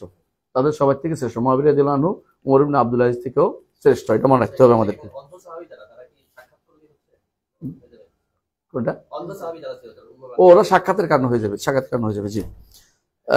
আচ্ছা, এখানে দুইটা জিনিস আমরা দেখতে পাচ্ছি, লম্বা করব তারপর আম্মা বাদু, জি, অসুবিধা নেই। অর্থাৎ সালামের কথা এরপরে বলা হয়েছে, সালাতু সালাম আমরা রাসূলুল্লাহ সাল্লাল্লাহু আলাইহি ওয়াসাল্লামের কাছে পেশ করি। হ্যাঁ, আম্মা বাদু, জি। আম্মা বাদ শব্দটা সাধারণত আরবরা ব্যবহার করে, আগের সালাতু সালাম সাধারণত কথার আগে থাকে। এটা হচ্ছে নিয়ম, যে কোনো কথার আগে বিসমিল্লাহ, আলহামদুলিল্লাহ, ওয়াসসালাতু ওয়াসসালামু আলা রাসূলিল্লাহ, কয়টা হইলো? বিসমিল্লাহ হইলো। যদি এর সাথে যুক্ত করেন বিসমিল্লাহ আলহামদুলিল্লাহ, তাহলে আরো বেশি ভালো। বিসমিল্লাহ আলহামদুলিল্লাহ ওয়াসসালাতু ওয়াসসালামু আলা রাসূলিল্লাহ, তাহলে তিনটা। বিসমিল্লাহ দিয়ে শুরু হইলো, হামদ হইলো, সালাত হইলো। এইভাবে নিয়ম হচ্ছে সবসময় চলে আসা, এটা আমার দার্সের নিয়ম, এবং এটাই হচ্ছে এখন পর্যন্ত সৌদি আরবে দেখবেন যে আলেমরা এইভাবে দার্স দেয়, এবং এটা যুগ ধরে নিয়ে চলে আসছে। আমাদের সমাজে একটা নতুন চালু হয়েছে, একটা কি, কোরআন তেলাওয়াত করতে হবে। যে কোরআন তেলাওয়াতকে একজন বসে বলে একজন কোরআন তেলাওয়াত করেন, এটা যদি নিয়ম বানিয়ে ফেলে তো বেদাত হবে, কথা বুঝছেন কিনা? আপনাদের সংসদে মাঝে মধ্যে কোরআন তেলাওয়াত, গীতা পাঠ, এরপরে ত্রিপিটক পাঠ, এরপরে অমুক পাঠ তমুক পাঠ শুরু হয়েছে কি দেশটার মধ্যে। মানে আপনি কোরআনের সাথে অন্য কিছু মিলাইতে পারবেন না, মনে রাখবেন এটা। এই জন্য আমার ইউনিভার্সিটিতে কেউ বলে অন্যটা পাঠ কেন না, আজকে আমরা কোরআন পাঠ করবো না, দেখি কি দিয়ে পাঠ করো তোমরা। তাদেরকে মর্যাদা না, আমাদের উঠতে চায়, কথা বুঝেন কিনা? মনে রাখবেন, আল্লাহ তাআলা নিষেধ করে দিয়েছেন, ওয়ালা তালবিসুল হাক্কা বিল বাতিল, হক এবং বাতিলকে একসাথে করো না। এই জন্য কখনো এটার সাথে আসতে পারে না। আপনি কোনো পড়ার দরকার, এমনিতেই মূলত এটা একটা অতিরিক্ত জিনিস, এটাকে নিয়ম নাই। তারপর আপনি এটা দিয়ে চালু করে এবং অন্যগুলিকে এটা দ্বারা কি করছেন? হ্যাঁ, হালাল করতে চাচ্ছেন, ওগুলিকে ইকুয়াল বানাচ্ছেন আপনি, এটা কখনো জায়েজ নাই। এটা কখনো হইতে পারে না। এটা ইন্টারফেথ সিম্বল, যারা সবগুলি চালাতে চায় যে হ্যাঁ 5 মিনিট 10 মিনিট পর্যন্ত এটাও চলে এটাও চলে এটাও চলে, না আমরা এটা চলে না, একটু বাদ, কিছু লাগবে না। আমি এরকম পরামর্শ দিই মাঝে মধ্যে যাদেরকে এরকম, যাদের আমার কথা শুনে তাদেরকে বলি যে আপনি যাইয়ে শুরু করেন বিসমিল্লাহ আলহামদুলিল্লাহ, আজকে বিসমিল্লাহ তাড়াতাড়ি বিসমিল্লাহ আলহামদুলিল্লাহ, কারণ তাতে করে বন্ধ করা যায়। কারণ এটা যদি একবার চালু হয় আপনি বন্ধ করতে পারতেছেন না, আপনি মহা বিপদে আছেন না। বেদাত বেদাত শুধু কুফরি হয়ে যাবে। কেউ যদি মনে করে যে একসাথে সবগুলো চলতে পারে তাহলে কাফের। কারণ মুসলিম হওয়ার জন্য শর্ত কি? সর্বশেষ শিরক এবং মুশরিকদের থেকে বিমুক্ত ঘোষণা করা। আর আপনি সবগুলি একসাথে চালিয়ে দিলেন। মুসলিম হওয়াতে 3টা কারণ, তাই না? পড়ছি না আমরা কি? 1 নম্বর হচ্ছে তাওহীদ নিয়ে আত্মসমর্পণ, 2 নম্বর হচ্ছে আনুগত্যের জন্য মাথা পেতে দেয়া, 2 নম্বর, 3 নম্বর হচ্ছে শিরক এবং মুশরিকদের থেকে বিমুক্ত ঘোষণা। এই 3টি যদি কেউ না পূরণ করে সে মুসলিম হতে পারে না। আবার বলবো, 1 নম্বর হচ্ছে আল ইসতিসলাম লিল্লাহি বিত্তাওহীদ, আল ইসতিসলাম লিল্লাহি বিত্তাওহীদ, তাওহীদ নিয়ে আল্লাহর জন্য আল্লাহর কাছে আত্মসমর্পণ করতে হবে। আল ইনকিয়াদ লাহু বিত্তা, আনুগত্য জন্য মাথা পেতে দিতে হবে। শুধু তাওহীদ মানছি তা না, আনুগত্যও করি, নির্দেশটাও মানি, নিষেধটাও পরিত্যাগ করার জন্য আমি তৈরি আছি। ভুল হতেই পারে আমার, কিন্তু আমি মন থেকে নিয়েছি আমি মানবো, আল্লাহর কথা মানবো, রসুলের কথা মানবো, আল্লাহ নির্দেশ মানবো, রসুলের নিষেধ পরিত্যাগ করবো, আল্লাহ নিষেধ বাদ দিব, এটার জন্য আমি প্রস্তুত হয়ে আছি। 2টা জিনিস নিশ্চিত করেন। ভুল হতেই পারে মাঝে মধ্যে এটার মধ্যে, কিন্তু ভুল হলে ফিরে আসবো তাড়াতাড়ি। মানে আমি করবো না, ব্যাপার অভাব দেখাবো না যে আমি কিছু মানি না, তাহলে তো কাফের হয়ে যাবে, সাথে মুসলিম না থাকবে না। তাহলে 1 নম্বর হলো কি? তাওহীদ নিয়ে আত্মসমর্পণ। 2 নম্বর হলে আনুগত্যের সাথে মাথা পেতে দেয়া, মাথা পেতে। 3 নম্বর হচ্ছে শিরক এবং মুশরিকদের থেকে সম্পর্কচ্যুতি, শিরক এবং মুশরিকদের থেকে সম্পর্কচ্যুতি। এইটা যদি কারো না থাকে সে ব্যক্তি মুসলিম হতে পারে। 3টা জিনিস লাগবেই। আপনি যদি মনে করেন যে শিরক মুশরিকরাও তো আমাদের ভাই, ওরাও তো নাস্তিকরাও আমাদের ভাই, তাহলে আপনি আপনার জাহালত আমি দূর করতে পারবো না। আপনি এখন মুসলিম হইতে পারেন নাই। কারণ আপনাকে বুঝতে হবে মুসলিম মানে এই সংজ্ঞা অর্থই হচ্ছে আমি আলাদা, আমি আলাদা। রাসূলুল্লাহ সাল্লাল্লাহু আলাইহি ওয়াসাল্লাম এটাই বুঝতেন, আলাদা বুঝতেন। কোনোদিন কেউ সাহাবা কোনোদিন বলেন নাই যে ও কাফের আমি মুসলিম, আমরা একসাথে চলাফেরা করতেছি, এটা নাই।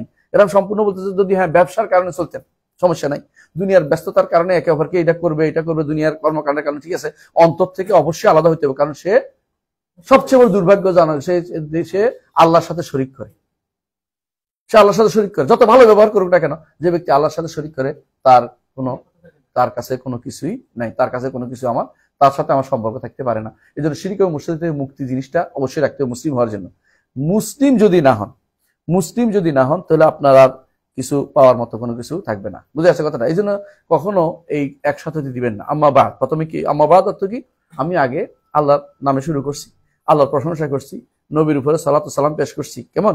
এরপরে আমি আমার বক্তব্য শুরু করতে যাচ্ছি। আমাদের সমাজে প্রথমেই তো কতক্ষণ গজল, এরপরে কতক্ষণ নবীর নামে নাতিয়া, গজল নাতিয়া, এরপরে আরো কত কিছু যে বের তার হিসাব নেই। বালাগাল উল্লাহ চলছে, মানে এর যেগুলি দরকার নাই, দুনিয়াতে ইসলামে কোনদিন ছিলই না সেগুলি। আচ্ছা, বালাগাল উল্লাহ কোথেকে কখন আবিষ্কার হলো, কত সালে বুঝি আমি? 8ম শতাব্দীর দিকে, 7ম 8ম শতাব্দীর দিকে গেছে।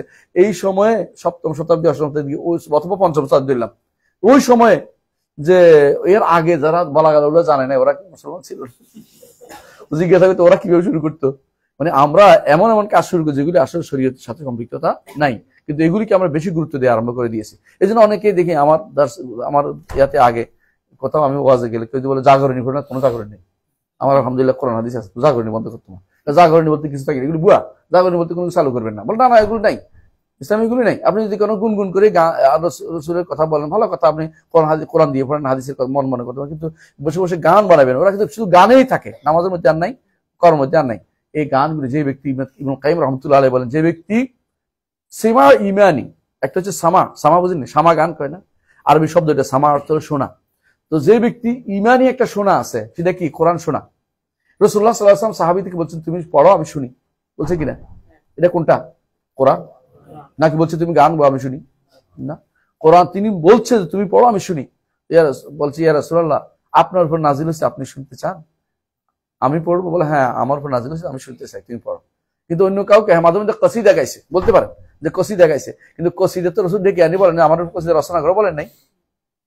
উনি এসে নিজের পক্ষ থেকে উনি গাইছেন এবং তিনি তাকে পুরস্কৃত করেছেন ভালো হওয়ার কারণে, সবাইকে পুরস্কৃত করেন নাই, বরং তিনি দেফা করার জন্য কবি রাখছেন, যে কবিদের বিরুদ্ধে কবি লাগাই দিয়েছেন তিনি, যে ওরা কাফেররা কি করে কবিতা গায়, তুমি কবিতা দিয়ে তাদেরকে জবাব দাও, জবাব দিচ্ছেন। কিন্তু তিনি কোনোদিন বলেন নাই যে আমার প্রশংসা 10টা কবিতা লিখে ফেলো সবাই, বলেন নাই।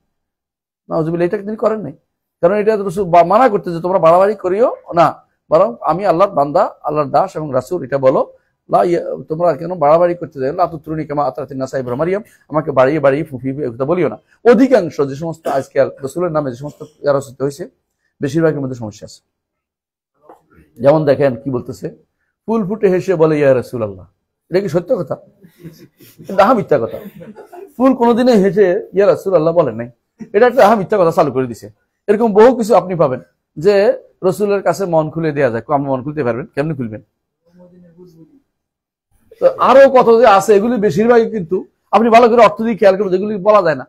হ্যাঁ, একজন দেখলাম যে আমি সালাফি কনফারেন্সে গেছি, একজন এসে বলতেছে তিনি আমি একটা জাগরণী গাইবো, আমি জাগরণী যাই, আচ্ছা আপনি একটা গাই, আপনি গাইব গাওয়া নাই, একটু গাই না, মানে কেন কেন বলতেছে, শুরু করছে কি যে আল্লাহর নামে প্রশংসা করতেছে, কি করতেছে যে যদি কোনোদিন পথ ভুলে যায় তাহলে হাত ছানি দিয়ে ডেকে, হাত ছানি কেমন জানোস, হাত ছানি চিনোস না, হাত তো বুঝেন তাই না, ছানি দিয়ে বুঝেন, ছানি অর্থ 2 নম্বরই করা, ওই যে প্রেমিক প্রেমিকাকে অভিসারে ডাকে। তাই বললাম তুমি এটা কেমনে করলে, আল্লাহ কি তোমাকে হাত ছানি দিয়ে ডাকবে? আমি তো বুঝি না, বুঝি তো মানা করছি প্রথমে যে তুই গান গাইস না, তুই গান গাই এখন আমার কি ভালো জিনিস, আমার সামনে এটা গাওয়া হয়েছে, তুই তো আমার বিরোধে ফেলছিস এখন, বুঝছেন কথাটা? এই জন্য অধিকাংশ এই সমস্ত গানের মধ্যে সমস্যা আছে, এই সমস্ত গান থেকে দূরে থাকবেন। যদি আপনার মনে সবচেয়ে ভালো সুন্দর হয়, যদি মনে মাসে কোরআন শরীফ পড়বেন, কোরআনের চেয়ে উত্তম সামা আর কিছু হতে পারে না। রাসূল নিজে বারবার বলছেন হাসসিনুল কোরআন আসওয়াতিকুম, কোরআনকে উত্তম স্বর দিয়ে তোমরা সুন্দর করে দাও, সুন্দর করে। এবং বলছে মাল্লাম ইয়াতাগান্না বিল কোরআন ফালাইসা মিন্না, যে ব্যক্তি কোরআন দিয়ে সুন্দর করে সুর দিয়ে না পড়বে সে আমার উম্মতের না। কোরআনকে এভাবে পড়বেন আবার আলহামদুলিল্লাহ রাব্বিল আলামিন, এটা না, কোরআনকে সুন্দর করে মন থেকে আলহামদুলিল্লাহ রাব্বিল আলামিন সুন্দর যেমনি করা যায় সেভাবে পড়া নির্দেশনা আমাদের রয়েছে, সেভাবে আমাদের কি পড়তে হবে। রাসূলুল্লাহ সাল্লাল্লাহু আলাইহি ওয়াসাল্লাম জন্য সুন্দর কোরআন শুনতেন, এবং তিনি এটাও বলেছেন, রাসূলুল্লাহ সাল্লাল্লাহু আলাইহি ওয়াসাল্লাম হাদিসে এটা আসছে, রাসূলুল্লাহ সাল্লাল্লাহু আলাইহি ওয়াসাল্লাম হাদিসে এটা আসছে যে আল্লাহ তাআলা নবী যেই শটটা সুন্দর করে পড়ে কোরআনের, এটা আল্লাহ তাআলা সেটা শুনেন, তাহলে আল্লাহ তাআলা সেটা শুনেন, হাদিসে আসছে। আল্লাহ তাআলা যেটা শুনে সেটা পড়ে, উল্টাটা না করি। আল্লাহ আমাদের বুঝার তৌফিক দান করেন। আজকে বোধহয় এখানে থাকবো নাকি? সুবহানাকাল্লাহি ওয়া বিহামদিহি আশহাদু আল্লা ইলাহা ইল্লা আনতা আস্তাগফিরুকা ওয়া আতুবু ইলাইক। আসসালামু আলাইকুম ওয়া রাহমাতুল্লাহি ওয়া বারাকাতুহু। যাক, মোটামুটি শুরু করতে পেরেছি।